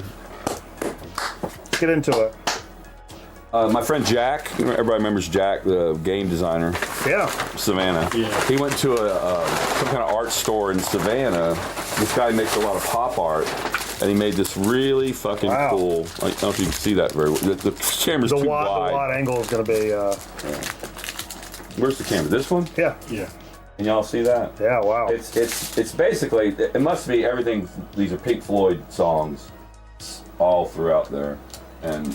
Wow. You know me, I love Pink Floyd, so that's really cool. That's badass. Yeah. Ugh. I was afraid to bring it because I figured by the end of the night I'll have a hole in it. Yep. That's a good guess. That's a real good guess. Oh, and this was cool. My wife made this for me, and it's Oh yeah. like a life book. I can show it on the cut camera. That's Yes. good, but Show that. so it's not all bendy and shit. So that picture, the significance of that picture is my senior year, I was in the talent show, but I was in 2 acts.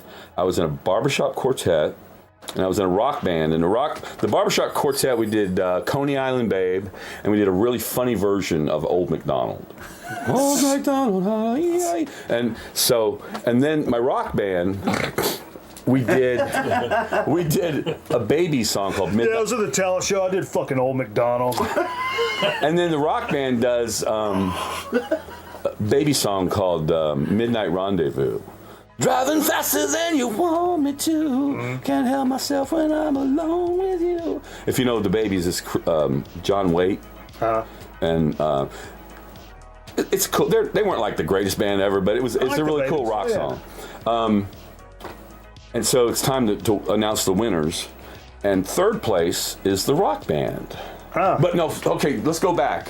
Let's go back just a few minutes before they announce the winner. I have to decide if am I going to go out dressed in my hat with the stripes and the vest, or am I going to put? And it's much cooler to wear the leather Let me jacket, go ahead and answer for you. the chain belt, and the faded jeans. So I put that on, and the rock band won third. My next door neighbor across the street, excellent gymnast who actually went on to Georgia and was on the gymnast team gym team at Georgia. She won second place for her gymnast act. Or Simone Biles. Robin Nahama. Her dad was an Olympic runner. Anyway, and guess who won first place? The the Barbershop Quartet. Oh. Old McDonald fucking won first place because we were all excellent. We're all excellent musicians, right? Sure. Singers. And so they won an encore. And so we did Coney Island Babe with the three of them in that, and me dressed in the leather. Hello, my baby. Hello, my honey. Hello, my ragtime. Yeah, that's what this is. That's what this is. That's what's fun. And that's why everybody's looking at me, and this guy looks embarrassed as shit, you know. But yeah, there's tons of like music career kind of shit. Leadneck pictures, Vagabond Saints. There's an old picture of Leadneck. It's really cool, and people signed it. Yeah. Just all kinds of cool shit. So this is really, and I could look at this thing for a ton shit of time, but really this killed me when I read what my son wrote, and I'm not going to share it with you. So none of your fucking business. But it involved one night where I got some real tough love on him, and he told me how much that meant to him, and it killed me. So. Oh wow. And I almost killed him. So. So we're even. Yeah. I think there might be one other thing in here. Oh no, I just brought this because I love this video, and we should play it at some point. Cut box. Oh, you got the VHS? That's from Aaron Griffin. He sent it to us, and I've already digitized everything on this. By the way, Did he really? I've sent it to you. We've showed it. I've seen we've the shown it on clip. show. I just didn't realize we had a physical tape. Yes, we do, and it's at my house. But look how red he is. Oh, he's red as fuck. He looks like me when I'm on this show. Here. This was his He was movie. getting- Oh yeah. Cut box. Actually, it's not a cut box. It's just a plan. Okay, so I also got, in addition to this scarf, this shirt. Now I'm gonna have to go up front to show this, but can you see that? There's only one like it in the world right now. Back up a little bit in the light. There you go. Yeah, what? Move your scarf. It's basically a Leadneck T-shirt with us at the Palmetto Theater, where Zonkman's been twice now. Sweet, yeah. Once with your dad, and once with your daughter. Is that right? Yeah, with my daughter. Yep. Yep. And I'll give you her social a little later on tonight. Yeah. Okay, so her boyfriend, and she's 70 years old. She's a cool. She gets around more than I don't mean like that. Your daughter's 70 years old? I think he. But Pat, who gave me the shirt, Yeah. she's 70, but she's really cool. She goes out to a lot of shows, and she comes to Leadneck shows and whatever. Her boyfriend, his name is Doug Henson, not the magician, Henson with an I. He's a huge prog guy. In fact, when I first met him, he was talking about Marillion, and I was like, "John, get over." You know, John, my friend John Epstein, is a huge Marillion guy. He's friends with Fish and all that, you know. But Marillion never made it here. So anybody who's a fan of Marillion, it's kind of a very deep, you know, next level kind of shit. Sure. So he gave me 3 CDs. A Yes album that I've never heard from 2001. I guess the original members got back together, called Magnification, I believe. Okay. Don't know that. I haven't listened to that one yet, but I put these on, and these blew me away. So there's one here called Retreat from Moscow. This is a band that was from way back, like 69 to 74, whatever. But this was they got back together. This is from 2022, and it sounds like Porcupine Tree. It's got that kind of feel to it. But it's called The World as We Knew It. And this one was That's so proggy looking. Well, this proggy one will get you even more proggy. This one's a band called Thirsty Moon. You ever heard of Thirsty Moon? No. You'll Never Come Back from 73. To me, it sounded like Can, a little bit of, what was the other band? Maybe Gong. Counting Crows. No. Can and Gong, maybe. Had a bit of a krautrock kind of motoric thing, and then they would Love do that a lot of cover. saxophone. I mean, that's a fucking killer cover. Yeah. Interesting, the little, like, kind of translucent on the jewel case. They got a little, And then my wife got me 2 tickets to go see King Gizzard and the Lizard Wizard in Richmond and Browns Island. Oh, really? Yeah. So I've already got my tickets for that. Yeah. Browns That's in Island. May, right? No, it's like in September. Oh, it's August or September. I can take you to Browns Island like after a I'm while if you stealing want me your to. No, you're good, man. Stay there, man. You're good. Actually, you're all in the shot, so. Yeah. Last but not least, I think the guy standing right over there got me a couple things here. Dean got me. So at the place where we play, most of the popular bands that play there, they have their picture up on the wall, and we played there a long time. We're just lazy and we don't have a picture on the wall. But Dean made a picture, and it's the same portrait here, and there's a nice what do you call It's got mat. mat. Thanks, got a mat, so we can sign the mat. But as drunk as I was, I left it sitting on the dartboard shelf. Trend. It happens. But the bar owner took it, put it in the back, so we'll sign it before we put it up next time. So Hell yeah. it's getting hot. Getting warm. But Zontman got me Book of Bad Decisions by Clutch, Hell yeah. double album. Cool. It's fantastic. Really good album that came out, I think 2021? 2018, 2018. according to Jonathan, No, that's who was at the gig as well. That blew me away because Jonathan, he doesn't go out. No.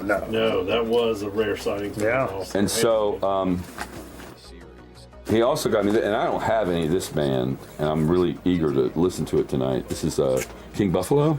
We played one earlier. Did you? Yeah. Really? Obviously from I'll go home and listen to Acheron. it. Acheron. Yeah. In the little love note I sent you, I wrote you there too, Steve. Love It note. tells about how they recorded that in the Howe Caverns in upstate New York. Oh wow. Wow. That's cool. That's really cool. Get their So I figured natural you'd expect reverb. that. They had to like haul all the gear in there and to record. Yeah. That's cool. That's when it means something, bruh. All right. I'm looking forward to You're listening. saying they cut the vinyl there too? No, just the recording. Oh, they're from Rochester. And record. They're from Rochester. That's where Yeah. Bossman's from. Because I was surprised Rochester. they can actually at a live concert cut vinyl. There's a company that does some rock bands actually cut the vinyl. Well, there's a bar in Raleigh called the Poorhouse. Yeah. And they record at least one show a month. They'll put out on vinyl. Jack Whiteshit will do that. His studio. The third band. I was watching Yeah. if you YouTube like cutting vinyl, they actually cut it as the performance is going on. They have it mixed down and stuff. I don't know how they do it, but I didn't even know they still cut vinyl like So that. thank you very much. Yes, sir. You're a good man. I don't deserve any of this shit. So You don't. I'll disagree with that statement. I'm gonna and my second that. friend Lori gave me a And third it. Georgia Bulldogs Orange Bowl champion shirt. So That yeah. was stuck. That piece of lime was stuck in my throat. It was a situation for a moment. Yeah. Everything's fine now. I know the Heimlich maneuver. Okay. I'm feeling a little bit better now. I know the Heinrich maneuver. Oh, what's that? You just put them in an oven. Oh, okay. We'll be right back. Yeah, we'll be right back after these short messages. Jesus Christ. I didn't load new commercials. Again, how many times do we talk about this? Well, That's my fault. I didn't help when you were setting up. it's Zontman's fault. I don't know why, but that's my story. I'm gonna stick to it. It's okay. I'll Let me make sure I don't have a dig. I don't think I got any digs. find some digs. I ain't got no digs. You got all of them. If you don't have a commercial, I'll Vanna White some stuff. Boom, boom, boom, boom. It's funny how sometimes That's I'll be what just dudes listening look to like. Sirius XM and I hear a song on Sirius XM and I just go pull the record, put it in the bag. 'Cause I'm like, yeah, I hadn't listened to that in a while. Yeah. That's one of these in here. I'll put it in the bag. That would help me. Like Like I heard this today on the radio, and it was on the 80s. No, not the 80s. The New Wave channel. Trio. I don't know that. You don't know Trio? It's a real stupid. What you will and what you won't. That sounds like Old Town Clock Shop to me. What you do and what you don't. Old Town Clock Shop. It's really like low budget, kind of weird, kind of almost like Motoric What in a way. time? 70s, 80s? 80s for sure. 1982, my Okay. freshman year in college. Jesus fucking Christ. How old were you? 10. Kindergarten. 5 years old. Da da da. I don't love you. You don't love me. Da da. Somebody out there knows this band for sure. Oh, I'm sure. I'm fucking sure. My girlfriend was into weird shit like that, and it kind of sent me that direction. I was like, you had a girlfriend in kindergarten? I'm like, no, it was me. It was in kindergarten. Let's start the Whoa. Yeah, I didn't lose my virginity until my freshman year in college. We'll be right back. Statements or blatant implications. Gave Adonis a black eye and said off for no reason earlier in the movie. So again, all he's done so far is cheat against the Iranian. Grown Man Record ought to be back in a minute. Stick around.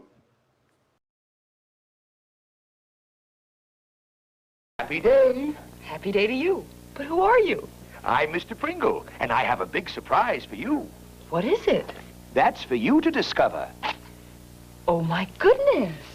Potato chips. I can't believe it. It's true, though. Pringle's newfangled potato chips. How do you like them? I've never seen so many perfect-looking chips. Beautiful. They even stack together. Mmm. And they taste as good as they look. How do you do it, Mr. Pringle? We make our Pringles the newfangled way to stay fresh and unbroken. Fresh and unbroken in a crush-proof canister. That's sealed airtight for freshness. Reseals to stay fresh. With this plastic lid. And they're all stacked up to give you as many chips as in this bag. And they taste so fresh and good. Thank you, Mr. Pringle. Thank you for liking them. Muscle Invasion Update. Scientists discover muscle things have come to wrestle. America's only hope, the Battle and Belt and the wrestling ring. He moves left. He took one. Into the Battle and Belt it goes. He's got another. Folks, this wrestling ring may save the world. One more to go. He's got him. It's Battle and Belt. Oh, hard knocking, rockin' ring. Battle and Belt. Muscle figure packs each sold separately. New from Mattel. Can you save the world? Sky Commanders, where all the action is above the ground. Each sold separately with a figure, as Battle Track Protector sets his defense. Battle Track locked! High above, the evil Jackal Raider takes aim. Sky Commander, head for cover! Launch Jackal! Miss me, Raider! Rapid deployment! Counterattack! Charge! Sky Commanders, protectors of the high frontier. Got him! Yeah! Battle Track Protector comes with everything seen here. Other vehicles sold separately. New from Kenner. Dennis looks left and rolls right. It's a pass to Burley. Touchdown! I'm gonna call Pete. Hey, make sure you dial 10-10-3-2-1 first. Why? Because it saves me moolah. Really? Yeah, and it's half price for all calls over 20 minutes. Half price? That's a lot. What about monthly fees? No fees, no hidden charges. Here, look how low my phone bill is. Wow, 10-10-3-2-1 does save a lot. Don't bother calling. Why not? You just lost. Dial 10-10-3-2-1.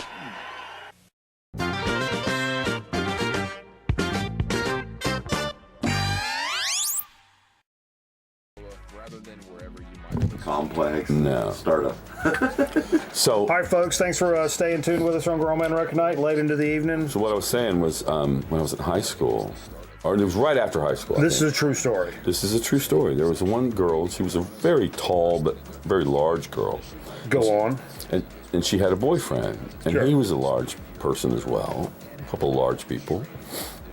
But they were sexually active, and you know, one day they were in her mom's house, getting it on, and somehow they got stuck. They could not. I don't know how they got stuck. What got stuck? I don't know, but I know they got stuck. And her mom came home, and they were stuck, and she couldn't get them unstuck. Don't dogs get stuck like that? Like yes, maybe. They had to call the fire department to come and separate them. No. Yes. Really? Yeah. And there was another guy in my high school class who somebody caught him like in the bathroom at the Chevron station. He was pouring tuna oil from a tuna can on his dick, and the dog was licking it off. Jesus! And where did we were having a nice time here. From that moment on, we would call him Chevron John. Why didn't he find a cat? And he embraced it. Had some pussy. He embraced the label. I guess there's nothing else you can do. We had a guy in our circle we called Catmandu. Yeah. Oh.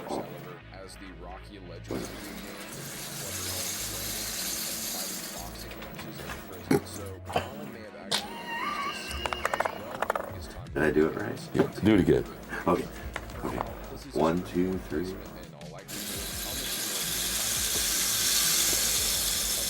So yeah, that stuff really happened. Yeah. So my question, okay, you said tuna fish, right? Yeah. And he put it on her. Why didn't he find a cat? He could have had all the pussy he wanted. Yo. Got slapstick guy over here. But you can't tuna fish. No, you can't. But you can tune a piano. You can. Yeah. I can't. You can? I can't tune a piano. You need a tuning. It's not easy. Huh.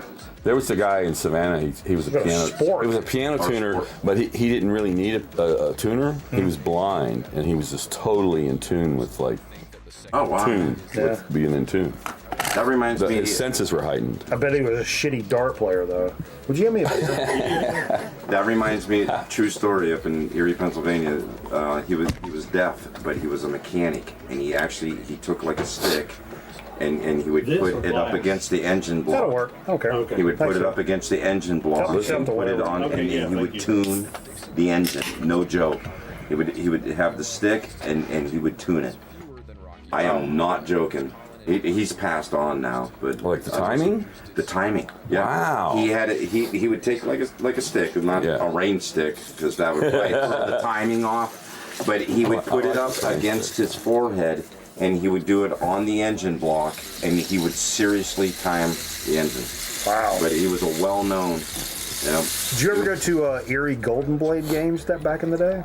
Remember the minor league hockey team? No, I never really got into the hockey. I mean, I've been to them, but they were mostly the younger kids. But I was in the. He's got a northern accent. When I was a little kid. Yeah, I do. Erie was the biggest rival for the Carolina Thunderbirds. They were the Erie Golden Blades, and they came really? Yeah, it was brutal. It is big. Hockey. Well, we're right across, swimming distance from Canada. I was a little kid. We said Erie I don't say the name. It was a derogatory term we used for it. We always say, the mistake by the lake, or Erie. Yeah. But a little known, it's a huge rock town, because you're only 90 minutes from Buffalo, 90 minutes from Cleveland. That whole highway lane is a rock corridor, right? So even all the way down to Cincinnati. I mean, what's up, Metal Theologian? MT. He was on the metallurgy tonight. Hell yeah. You want a beer? Yeah, why not? I got So there's we're telling bad Natty jokes. Lights, and if you want an IPA, you can get an IPA. Sure. Give me an IPA. Yeah, let me try one. No, the hazy IPAs or whatever, one of those. Oh, okay. The colorful one. Yeah. The Wicked Weed. Oh, actually, while we're in there, we need to get the soda. My jokes get better the more beer I have. You got a soda? At least Scotty left some stuff. Thank you. Bottom shelf. I got a chip. What do you want? Go get it out? Look on the bottom shelf. Scotty brought some stuff from our folks at the Rap Snack Corporation. Oh, I feel like I'm the new guy. I should be gophering. No, we do gopher. There's some solo cups over there. On the You want me to bring both? I just do one. Just do one. Okay. What do you want? Grape or pineapple mango? So talking about music from Erie, some people don't know that Pat Monahan, from the Erie area, he used to play on the same set. Sherlock's. They closed it a couple of years back, but Sherlock's was very famous there. Any given day, you could be rubbing shoulders against major players, because they used to pop in unannounced, and they just used to like to hang out in between gigs. Hell yeah! Wow, it's the same color. It was probably a great in between area. Exactly. Yeah.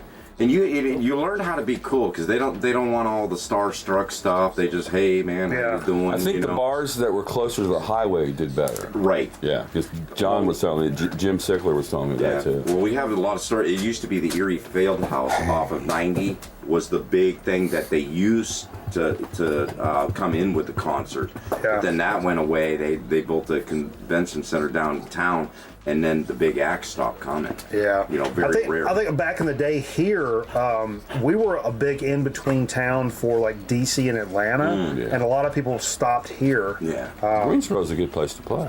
Winston-Salem at Ziggy's back in the day. That was the spot. So Sherlock's was the big thing, and you could bump shoulders with anybody. Hell yeah. That's kind of how Ziggy was here back in the day. Yeah. Do you remember, speaking of the gym, do you remember Scotty's story about that 45 he had? Vaguely. Yeah, I was gonna say he started telling it, and I was like, "Wait, what the fuck?" We've told this a couple times now, but it says something about he had this 7-inch of this band called the Krauts, and they all signed it. Well, he learned like when he was in a brighter room, he's like, "Wait, this is signed by Lou Reed." And it was actually signed by Lou Reed. And it all said, but it said like, "Hey Jim, sorry we missed you. We'll catch you up with you." Whatever. This is like way before, like years before. Yeah. And so Scotty went on this mission to figure out. I got to figure out who this fucking dude Jim is. And it said, "I'll catch you at the it's a theater in Cleveland." Yeah, Agora. Yeah, that's what John's played there when So. Did you say Wicked Lester? No, it's Fast Chester was the name of the band. But anyway. Yeah, John. So he makes it this mission to figure out who the fuck this is. So much of where he went and because Lou Reed said that. Yeah. And so he went back to that date and found that Lou Reed not only played that, but he played like this afternoon little set, like a coffee house set, like an acoustic thing or something like that. And somebody released a bootleg CD of that performance, right? And it also included an interview. So Scotty goes out of his way to buy this bootleg CD. Oh. Just because maybe there'll be something about this Jim guy on this CD, or maybe that's the interviewer's name or whatever the fuck. And he bought it, wasn't nothing or whatever. And you start telling this story about fucking Jim. About Jim. And Scotty's like, I bet you anything. That's who Jim. No, it is. It is. It is him. Oh, I wish I could have told him that. It's a sound guy. Jim died a couple years ago. And then I realized, like, what's funny is because we didn't really remember that story. And then, like, we're talking about it on Sunday, and I was like, isn't that fucking crazy? And Steve gave you a T-shirt out of Jim's collection last Friday, and he was like, I totally forgot that. Yeah. So it all comes like... So all those T-shirts I have were Jim's. The tapestries that I hang behind Leadneck now, when we play a bar that has dartboards, I don't like playing in front of dartboards, I hang up these tapestries, and they're really cool. They're really cool. But that's like... That story is like... That is nonsensically fucking incredible. But I've told this story before, but I'm going to do it real quick. When I first met Jim, we were over at the practice space for Uncle Watson's. We were at Matt D'Amico's house. Or Jim J. Bullock. And Jim is this kind of weird guy. He's like wearing like a leather cap and a little black leather. It looked like maybe like a horse? No, like a veteran. But I thought he was a veteran. Like born on the 4th of July? A kind of biker thing. Yeah. But he wasn't. You know, I mean, he's telling the story. He's got a cane because he can't walk really well. And he's saying, I was running sound at this place called the World Club. And Pink Floyd came after they played Madison Square Garden and just came in and grabbed instruments and played the blues for an hour. Wow. And I have a bootleg vinyl. It says Pink Floyd at the World Club. And I told him, I said, dude, yours? I think I have this record. The pink one? Yeah, where they played that night. You brought that the first time you ever came over here. I think it was, what was it, Oscar night? Oscar night, yeah. Yeah. And so, but he told me, and I wish he'd known about Scotty's thing, because he told me, of all the things he did in Cleveland with punk bands, going out to L.A. and working with hair bands, going to New York and working in the hip-hop scene, he has nothing to show for any of that. Really? Besides a few flyers and things like that. Things, and he wasn't one of those guys? But I have that record. And that's the proof positive that this really fucking happened, you know? Oh, yeah. So, that's great. I've got a documentary on my Facebook page, or my YouTube page. I got it in 7 parts, and you can watch it. It's still a rough draft. There's a lot of work to be done on it, and I'm being lazy about it. But I've got a lot of other projects I'm working on. So one day it'll happen. Butt projects. Yes. Projects about your butt. I know nothing. Wait a minute. You're supposed to be German, but you sounded like Peter Lorre. Really? Huh? Okay. Peter Lorre might have been German, though. Yeah. Sure. Let's get a little soda speak out from Yeah, I didn't do this whole...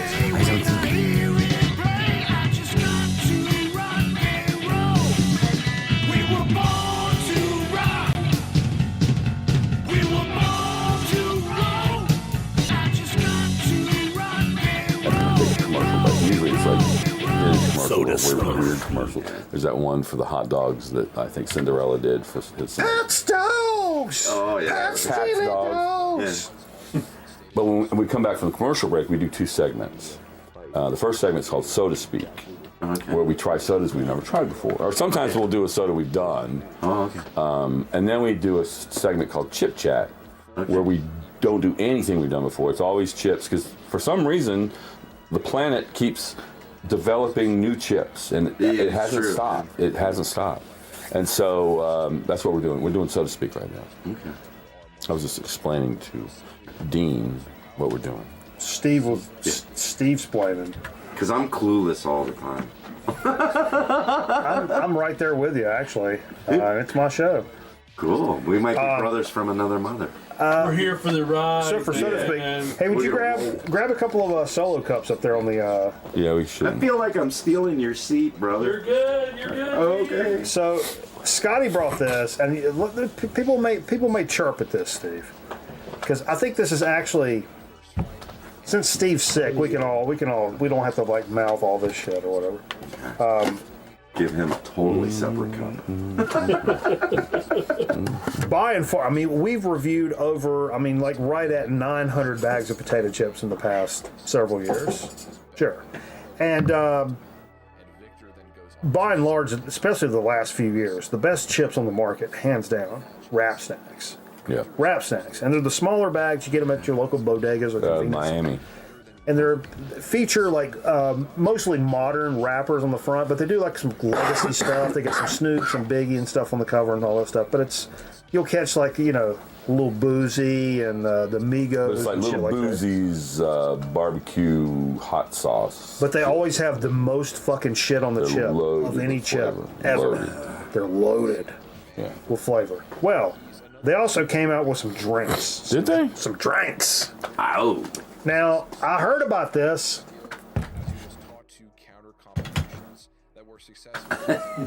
And Scotty found it. I've not seen them in the wild. Now, here's the thing. If this is a pineapple mango lemonade, I don't think this is carbonated. So it probably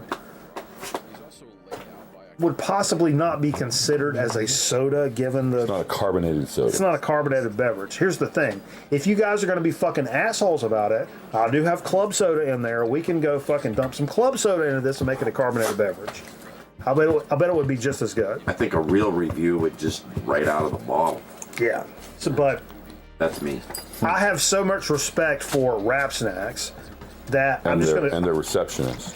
Oh... Don't get me started. I'm gonna marry that bitch. Pass it down. I'm gonna marry that bitch. Let's hold it up there so I don't make a mess. Get your ones off. This better be better than Crush and Sunkiss or whatever that is. Squirt? Yeah. Squirt's actually pretty good. Let's see if I have anything to read. Yeah. Here, cheers. When it comes to pineapple. Yeah. Boy, you can the flavors you can smell. You can smell it. It's very lemonade, but there's a lot of mango and pineapple in there. It's got Lil Baby on the front. Hard work pays off, Lil Baby. You said this is from Miami? I think so. I thought it was Do hot. you know what hot this Atlanta. tastes like? I swear to God, because I live down in Florida. This tastes like kumquats. No, I'm not joking. I know, we're just stupid guys. Oh, okay. So they're like little orange. Yeah, I know what kumquats. Oh, you know what they are? And a lot of people are like, they think it's something else. They hear cum and they lose it. So this is benefiting. This beverage is benefiting the Atlanta Children's Shelter. Oh. But it is out of Miami. He's probably from Atlanta. The lemonade's that was his choice. It is. It does. Yeah. But it's really smooth. Yeah. Cum squats? I think the flavors, you can smell it so strong that snorted. Aaron does said that. cum squats. Cum squats. Yeah.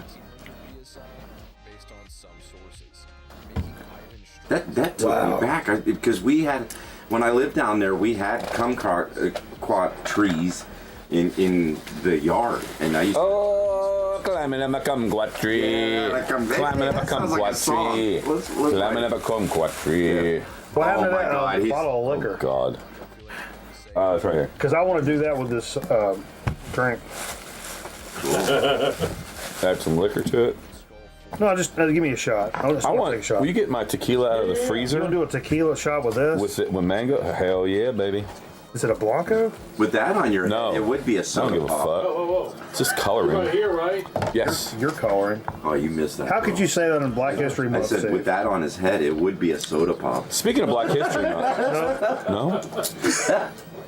I don't know. What do you? I could send it to you. No, the spot I did for Prince McCoy. So I'm not in charge of it, but no one tells me what to do, so I make my Dunk, own you want another vignettes for Black History Month, and there happens to be a guy who's buried in Winston. Pour him a little in there. Who? Just a little. Yeah. Cool. He inspired W.C. Handy to change his tune because W.C. Handy, they call him Father of the Blues, right? Well, Handy. He wasn't truly the father of the blues. I mean, the blues was already there. He was touring with. He basically had a band that played like really good, like Broadway music, and but it wasn't jazz. It wasn't he put blues. A bit of the vodka. So he's playing a dance hall in Greenville, Mississippi, which is right. It's truly right in the Delta because if you look west, I think it's Rosedale. If you look north, it's Clarksdale. And east, I can't remember. It's always fucking bugs me because it's not a Zeppelin reference. It's like another band's reference. But anyway, there's another town just right. So they're right there. And so they're playing their, whatever. And somebody comes up and hands them a note and says, hey, would you mind playing some of the native music here? And he's like, oh, sure. And, oh, God. So they get back in, and they're just playing their stupid shit again, right? So another note comes up and says, would you guys mind taking a break and letting these guys play? And he's like, well, yeah, we're getting paid anyway, so let's go take a smoke break. And so Sorry, there was something playing in the background. I apologize. So they do that, and this trio comes up. It's this tall black guy and two other guys, and it's like a guitar. I think it was a banjo, maybe, and a mandolin or something like that. Or a violin, and they start playing, and the place just erupts. People just start. It's like that painting you see on Good Times and the Open, where it's like everybody's like throwing down. It was like that, and they're also raining money down on the band. They made more money than the actual other band. Ain't we lucky we got them? And W.C. Handy's sitting there looking at this, going, "Oh, I get it now," because he'd heard the Delta Blues before, but he thought it was just like a cheap, juke joint, might get stabbed in the back kind of thing, and it wasn't really professional music because it was monotonous, but he understood then that what the power it had over people. So he changed it. From then on, he started like composing and compiling on this music. It wasn't actually, some of it was other people like Prince's music. So anyway, after that happened, he goes on to be Father of the Blues. He writes an autobiography telling about that. It's called The Enlightenment of Prince. It was, Aaron. It was. And Prince went on into obscurity. There's no recordings he ever made. He did tour with like a medicine show. He had his band. He was a good, professional, successful touring musician. But he ended up kind of moving to Winston-Salem, marrying a lady from South Carolina, and they lived in Winston. And he worked as a janitor at the local hospital there. It was Bowman Gray School of Medicine. Sure. And there's only one picture of him. It's a Christmas party at Bowman Gray. And he's buried in that New Evergreen Cemetery over there in East Winston. And so, but nobody in Winston knows about this guy, except for, I found out there was a journal article or a picture. They showed the picture. Like, here's a picture of a guy who played blues. So I just have been like obsessed with this story because I think more needs to be known about it and done about it. There's a Piedmont Blues Festival in the summer. They need to do something. The city needs to do something. I nominated him for a Winston-Salem Walk of Fame. There's like a thing, because I was going to go to city council, like, what can you guys do? And they'll just tell me, well, you can nominate him for the Walk. Salute to Heroes. So that's one of the vignettes. That's the first vignette I did. So. Make him a salute to heroes. Yeah. Tired from talking now. Teeth and tea. John, would you do me a favor? A drink. Yeah, what you think? Over on the end table in the living room, there's a little vapey guy. Oh, you got some chocolate? No. It's really good with tequila. I gotta know if kumquats are listed on that. No, but kumsquats are. Kumsquats, okay. That's what happens when you eat too much kumquats. Mitch Cumsting. Come squats with me. Come squats with me. High fructose corn syrup. Yes, sir. Thank you so much. That's just a Nick vape, man. Correct. Okay, so the normal stuff, high fructose. High fructose corn syrup, citric acid, potassium citrate, natural and artificial flavors. So that's what it's going to. So there is natural, so it could be in there. It only lists pineapple mango lemonade, but it does come. But I'll tell you, sometimes when you combine fruits like that, you get the flavor of another fruit. I used to be a bartender. It's like yellow and blue, and I would make a shooter that tasted like a watermelon, but it was strawberry and lemon, like a lemon flavor, and something else. I can't. But it actually, when you taste it, it's a watermelon. It fools the senses. Yeah. I think it was the strong smell of it. I mean, it's good smell, but I think that hit me too. Let's do chip chat. It reminds me of when my friend used to suffocate bums for fun. That does sound fun. Did he sit on them?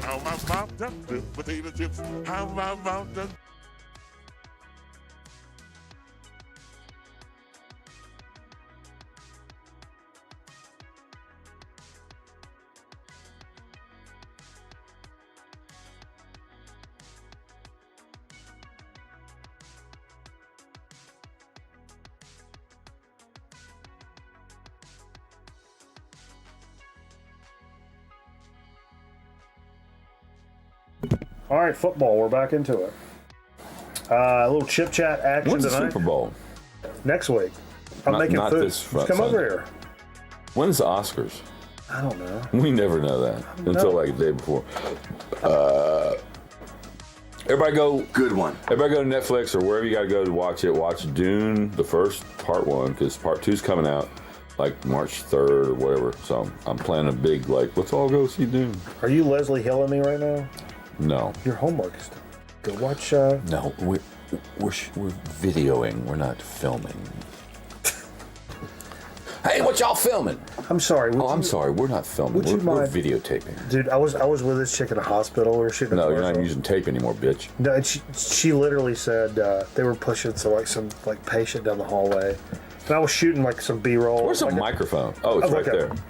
I was pushing I was shooting doctors walking down the hallway shot or some shit like that, and they come pushing some poor That guy. shot you always see where the guy walks down the hall. Walk past the camera. She stops excuse me, we're shooting something.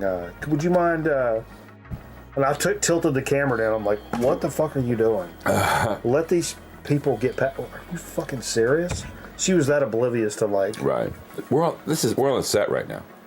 No, you're in the fucking hallway. Of a hospital, an active fucking hospital. Yeah. She was like, oh, look. I remember one time we pulled up to do some shoot, and she was like, hey, look, there's an empty space right at the front. I'm like, yep. And we're at a cancer center. So I'm going to unload all my gear, and I'm going to park way the fuck over there, and I'm going to walk my fucking fat ass back over here, because a cancer patient could probably use that close spot. Right. Instead of making them park over there. Anyway. So chip chat. This reminds me, if you allow me, a killer story that actually happened to me. True story. So I was 603 Labor's Union, and it was first thing in the morning. I'd just gotten there 15 minutes, and I'm in this area where we were going to be busting out concrete and stuff. And we had already had some, so I'm taking a wheelbarrow up a plank because we're already down in it. And it's first thing in the morning, and I'm coming up to the hall, and they said, stop, and I'm holding, wheelbarrow full of concrete. And here's a dead corpse coming by. They're pushing them right in front of me. I mean, I didn't even have all my coffee yet, because the morgue was right by the hallway. And I'm coming. Oh my god! And, and they didn't even bother to cover the dang thing up. Sure. And I'm like, oh my god! And they wheel him into the morgue. So I just had to share that. So yeah, cheers. It just reminded me when you're. Mike's seen a lot of dead guys. I've seen a lot of dead guys. As a news photographer. Yeah. Oh yeah. Wow. You see things you can't shoot. Right. And as a suffering human being. Well, like your grandmother. Yeah, that was the start. Little did I know that was the tip of that fucking he's iceberg. The one that discovered his grandmother. Dead. On the Challenger Day. Was it Really? Was she on the Challenger? Yeah, she was a school teacher that died on the Challenger. Her name was Krista McCullough. And she had blue eyes, and one blue east and one blue west. Fuck! I heard she had dandruff. Yeah? They found her head and shoulders. Okay, if you're gonna go there, I have to go there. Please tell your bad jokes. I know. Don't make me laugh. I know. Just tell them. So anyway, we're in the middle of a Is that fucking. the rule? You can't laugh at a bad joke. We're in the middle of a chip chat. Yeah. And so Lay's still coming out with some shit. Yeah. So they've labeled the Dinamitas with Doritos now. Okay. But they've got more flavors. I was in drugstore getting some COVID test kits, and I noticed there was a middle of the aisle display. It had like 4 or 5 different flavors, and so I picked up 3 of them, I think. Okay. This is Doritos Dinamita sticks. Sticks. So they're not the things that we used to use as straws. They look kind of like Andy Cap fries. Okay. Smoky chile queso. Oh, that sounds good. It's a medium hot. What does it say? I always like Doritos Dinamita sticks, crunchy sticks exploding with bold queso flavor and a smoky, spicy kick. I always prefer Dinamitas to Takis, and Takis really took off. Takis have a cheaper kind of content to them. There's too much to Takis. It's like a little bit of a. They're too hot. They're too limey. There's too much of everything. Well, they're not made for you. They're made for. I don't know. Somebody else. I knew it, Dina, and she was hot. Oh. All right, so listen, and it's got their Hispanic, their kind of Hispanic label. Oh, you're good. You're right in there. Dinamitas. The ones I got were this one. I can't. There's a couple others. And I don't know why I didn't get all 4. They dropped I got the 3 of S. the 4. Where's the Dinamitas? I know. It's like Dinamita. Is it the same product? Oh no, this is Dinamita. I think the other's Dinomita. Yeah, us with an S. Maybe you only Dinamitas. get one. Well, that's the rolled corn. Yeah. This is a. I think it's a different product. It is. It's a. Like I said. It is. Picture of it does remind me of the Andy. It's a way different product. Fries. Put your hand out. Oh, okay. Yeah. We'll be late. I'm not putting. Cool. Yeah, these look a lot like handicap. Yeah, they do. I loved them as a kid. Oh yeah. That is surprisingly good. Really It good. reminds Like me a of that smoke flavor to it. that bacon cheddar Andy Caps. Yeah. But it's got a spicier flavor to it. Yeah. With a little This Latin. goes well with the It's got chili that we kick. had earlier. You're right. The chile The queso. chile kick. Yeah. This goes well with the chili we had earlier. No. Oh yeah, we came from the chili cook-off. Really? Yeah. I want to make some chili. My favorite was a Southwest chili. Had chicken and Okay. huge chunks of potato, but the killer was it was what pepper was it? It had pork in it, but it had potatoes. What did you say? The pepper. Well, it had chili peppers. Just No. Or no, it was Poblano. 505. No, that wasn't it. Poblano. Serrano. Habanero. No, Oh, you're. it's a hot pepper. Donnie Briscoe. God damn it, I can't think of it. It was good. Flaming asshole. I don't like beans in chili. I like a Texas chili. He used a pinto bean in this. He didn't use any other bean. No It was a chili bean, penny. it's Yeah, and with the potato and the pork, I mean, it went really well. I can't remember the name. I remember he said 505 though, because we were talking about the. I can't remember now. A1A Detroit Avenue. Well, they're going to be posting the recipes. I want the recipe. I'm going to be stalking that. Hopefully. Let's get into chili. Let's make a Grown Man Record Night. Chili night? Yeah, sure. I can at least do that. I'll bring the chili. Oh, yeah. Okay. Yeah. 24-hour stream. We are going to be doing a 24-hour stream, Dan. Coming up. Yeah. Well, so for the past several years, we do a charity stream at Christmas. Oh, okay. And we raise money for a children's charity. Oh, man, I And would love that. over the years, the number has gotten progressively higher and higher. It's always like an incentive if we get to. At one point, we hit a certain thing and they shaved my head. Yeah. That was not ideal. It took a long time to grow back, and it grew back, but I was worried for a while. We won't be doing that again. But anyway, this past season when we did it, the incentive was we'll do a 24-hour stream. So at some point in the future, we're going to be doing a 24-hour stream. Do you know right about time that happens? Or? No, we haven't chosen. Because I want to make sure, like, because we have to all be available because we're going to take shifts. Okay. And I think Sweet Tea might do one. Well, at baseline, I was thinking it's like, okay, me, Steve, and Jay, who like we generally do the show together. That's 3 hours. I mean, that's 8 hours times 3. Right. But then, like, Zonk wants to do a couple hours. Okay. Hatch. It was Hatch. Hatch You're chili. right. It was a Hatch. Okay. I like a Hatch. It was killer. It really was good. These are hot. And it's not a red more type yeast, of the chili. hotter they This is, this is like a greener, Ooh, a Hatch would be good in a chili. Yeah, everything out west, like Colorado, is green. Everything's green. So I want to run something by you. Sure. Okay. So, I grow my hair for wigs for kids. Oh yeah. Okay. And I will be cutting it sometime this year. If you would allow me, I would love to cut it. On the 24-hour stream? On the 24-hour. Sure, 100%. Do you need some pubes? I can cut some of that. We can put a little bit of that in there. Yeah. Yeah. Maybe some make eyebrows with it. Exactly. Yes. Wow. I just want to like turn to jackass. So somewhere walking around, there's some cancer kid, and they got my fucking pubes in their head. I'll just sit back and Originally, I was going to do it for Locks of Love, but I found out they charge the recipient, believe it or not. Really? It bothered me. I am not joking. People came up to me like, don't donate. Like, how are you going to do that? Just raise more money. Why would you do this? You know the craziest thing when Jim died? When we went to see him in the bed before he died, he was in the bed. He didn't have any hair on his head. He was bald. But they didn't shave him. He was bald. And then over in the chair where all his effects were, there's this wig. Oh shit. And John's, of course, for John, he'd known Jim for 30 years. That would be crazy. They went through AA together, and he had no idea that Jim was bald.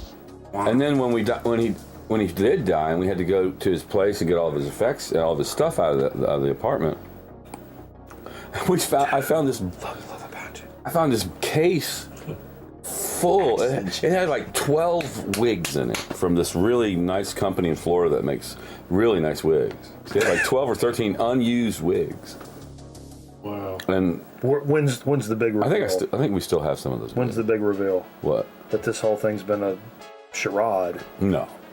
You're like, oh, surprise. This right here. Surprise. No. Nope. I pull hair out like every day when I'm late at night when I'm trying to get all the rats out. And I don't bother like doing it. So it's just like. I was asked the other day, no joke, it just reminded me. A girl came in and said, "Are you bald underneath your cap?" Because I'm always wearing. I always thought you were. And I'm not. No, I always thought you were. Because he never takes it off. Except one day. Tell that. One day I call over to his house, and I was like, "Is Dean there?" He goes, "He's looking for that stupid hat." Want me to answer? That's funny. Hey man, you need No, I was looking for the phone, and it was underneath the stupid hat. Oh, that's right. I was looking for his phone, and it was underneath that stupid hat. I had a wig. It was a string mop. I looked like a deranged Milli Vanilli. Holy shit. Hey, thank you, Nate. Appreciate you guys. I got in trouble this week. So I was talking with our voiceover guy, Steve Stone. He's this guy. He does voices for CNN, ESPN. I bet you could StreamYard people in? Yeah, 100%. Good guy. He lives in Pittsburgh. And I've been chatting with him because I was telling him, hey, the script's coming late, but how you doing? Because I met him a few months ago. He came down to go to Pitt weight game. And we dated for a while. Yeah. What was I going? Oh, so he was telling me, hey, I'm going to send you this song by Billy Joel. I'm not a huge Billy Joel. I like it's a new Bill. He says the new stuff's really good. I was like, well, I'll check that out, you know. And I said, but since he's sending me an old like 70s artist, I was like, well, let me send you this. I sent him Three Doors Down. It's called Landing in London. But it's also with Bob Seger, and I know you're not gonna like that. But are you Three Doors Down and Bob Seger in me right now? I'm not a fan of Three Doors Down. Oh my God! But this song is fucking killer. I know somebody that fucked their drummer. Okay. And so I sent him that, and then I told him, you know, the funny thing about Bob Seger for me is where did he put his? No. When I always see him, or at least when I saw him in the '70s, he's already had like an ashen kind of.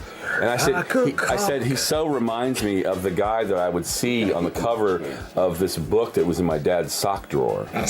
And it's The Joy of Sex. If you guys, the '70s book, it was always about here's all these positions, and it was this couple, but it was all pencil drawn. But the guy looked like Bob Seger. He had a full beard. And, you know. Like a cock. I keep it in my front pocket. Like a cock. God damn it. Yeah. And so I sent him. I quickly Googled that cover, and I sent him the cover. And it's just a couple. You don't see any body parts, but they're like embracing and kissing, and so after we got off, and he was like, "Oh, Jesus Christ," you know. And so I got on the Microsoft Teams, and I was like, "Hey, I was just having a talk with Steve Stone." And I told him that I thought Bob Seger looked like this guy on the cover of The Joyce, and I put this picture. And no one said, most people leave earlier than me, but the next morning, I get not only a message from Shelly, I got one from Corey. They're like, hey, you think you can take down that picture that you put up yesterday? Because it'll live in perpetuity in Hearst somewhere. Where did you put it? It was in Microsoft Teams. Oh. So I had to go and delete Merv says Three Doors Down is a crazy ass old lady who thinks Biden is a Roomba. Who said that? Merv. Yeah, Merv's back, baby. That's nice. That's funny. No, it is a good song, though. What do y'all know about a guy named Jelly Roll? No, we're not talking Jelly Roll. Wow. I don't want to talk about Jelly Roll. Somebody got me to get up and sing the song in karaoke, and it's fucking really a good song. I mean, sometimes a good song is a good song. I don't know who the fuck. Yeah, I checked. But I don't listen to any of that stuff. I know just a slight bit about him. He's a really decent dude, but I just can't get over the diddles on his face. You know, the tattoo. Has he got diddles on his face? Oh man, he's got tattoo. Yeah. It's like it doesn't even make sense, and I just can't get over it. I'm sorry. I just. Who's that other guy that's all tatted in the face? Post Malone. He's more popular. Post Malone. Post Malone. And I can't even get over that. It pisses me off how much he says yes sir and no sir, like in interviews, to where like makes a point of it. And that's cool if like, oh man, like your dad used to pop you in the back of the head if you didn't say yes or no sir, which I appreciate. But at some point I'm like, oh now you're kind of doing it as a bit, and it kind of pisses me off. When like Joe Rogan asks him a question, they're like smoking joints, and Joe Rogan's asking him a question, and he goes, yes sir. So when I write my music, I'm like, yes sir. Well, maybe he's got a kind of a mental problem, and that's just I don't know. How he's able. It just seems at some point it seems not genuine. And he says yes sir. Anyway, it's funny whenever a young anchor or a young reporter will go out in the field. Well, we're standing here on the 3rd and 4th, and we're going to do the story, and the mayor's going to come out, and the police, and what I do is I everything's recorded, and I just take it, and they make a little clip, and I send it to them and say, hey, this is your stand-up today. And every time there's an I make a little bell sound. Yeah. it corrected a lot of folks, and they went on to better markets, you know. And you received marks in your permanent record. Probably. I don't want to talk anymore. No? Play some more tunes. We're going to go over to the Twitch portion of the program area where we'll put music albums on my turntables that I bought. Hey, is Aaron out there? Yeah. What does that mean? I just want to know, did he got some good footage at the party? I think he I got good footage. You got some footage? Got some footage. What kind of footage you got? That's a liminal space. Did we do In My Time of Dying? I can't remember. In the time of dying. Wait, what? You remember? No. The Redneck dude, In My Time of Dying? We had to cut it short because you motherfuckers, those other motherfuckers were up there too long. I would, if I was James, because here's the thing, I felt, okay, so the next day, I felt racked with guilt. But it wasn't my fault. But I felt like, because there were some people, Cashmere. There were some people who came to see Redneck, and they don't give a fuck about all these other people and what they wanted to do to celebrate the life of Steve. So the life of Steve. I remember my birthday bash to the life. So I felt guilty, you know. I felt like, and at more than one occasion, James or who would come up and say, "So, do you guys want the full amount tonight? Is it? You want the whatever you get paid, or are you taking less?" And I was like, "No, I'm getting paid to be here for 6 hours or whatever, you know." Yeah, sure. So we got paid full, and I felt guilty about that. I was like, well, we really only played half a show, really. Although I was up there for fucking 4 or 5 songs during the first set. But there was a lot of people drinking a lot of beer, though. Yeah. That's what I thought. Yeah. That's what I thought. 100%. And that's like, I'm telling you, that's how, like, the 5 L's, that's how we first got anything about us at all. It was not about, oh man, they're so fucking great. They get a lot they of were people like, coming. no. Like, whatever people do come watch them, they will drink your fucking bar dry. Yeah. So bigger clubs that, like, maybe wouldn't have fucked with us, they were like, all right, let's see what happens. Yeah. Then I think the coolest thing that you said, it was not long before you found out what was going on that night. You're like looking around and you're like, I feel like this is the story of my life. You know, because he started, you know, said earlier. This is your life. Or this is your life, yeah. From the like I was waiting for some guy to come out and sit me on a couch. I almost lost it. I'm like, like you have no idea what's coming, bud. The year was 1987. Yeah. Remember you were in Athens, Georgia, and didn't have a job, walking the streets, and saw your girlfriend getting fucked by the band manager of REM. Oh, did I say that? And it's and it sounded like a eulogy from Tool. Okay. I do think it was a pretty awesome night. It went smooth, way smoother than I thought with all those moving parts. Everybody just got it done, came in very quickly. I do have a lot of respect for my wife and what she was able to accomplish. Yeah. Oh yeah. So, I think she'd make a really good secret agent. Yeah. Secret agent. Oh man, and you guys see, she goes, never again. Asian man. She goes, never again. She told you too. He's like a Chinese guy that you don't know anything about him. Oh yeah, like Secret She Asian told him man. that, right? They still call me because Bruce. he was You remember calling that it his movie? birthday bash. We're gonna watch that on Wednesday. So she thought, oh Right. shit, he found out about it and then realized No, he's he just didn't. calling He did it that. not know. He did What? not know. Oh, She thought you had found out, and then she was Brooks. How? She just you were because calling it your birthday bash. bash. Of course. So she was It's asking everybody. alliteration. She asked me. What are you gonna birthday party? That's stupid. She asked a bunch of people. She asked me, "Do you think he knows?" And I'm like, "No." I go, he don't have a clue. I go, because I think he would have whispered it to me, Dean. You know, I think he would have. You know, but even if you didn't, I don't think you could have played that off. Right. You were so leading up to it. He was so happy. He was just happy, you know, stuck on happy. And I'm like, no, he don't know. Stuck on happy. But you were. You've been. You know, just in a really great mood. Not that you're not. Maybe on the surface. He's on drugs. Yeah. Well, maybe it was better. He's on that hop aid. Takes drugs. He's a happy hop aid. Let's cut to that fucking chase. Steve's on drugs. Steve's on drugs. Yeah, just better drugs, man. This new the high tech stuff. All right, we're back over to Twitch. Thanks to Zawman stopping by. Good to see you, Dean. Steve back in the place. Yeah. Yep.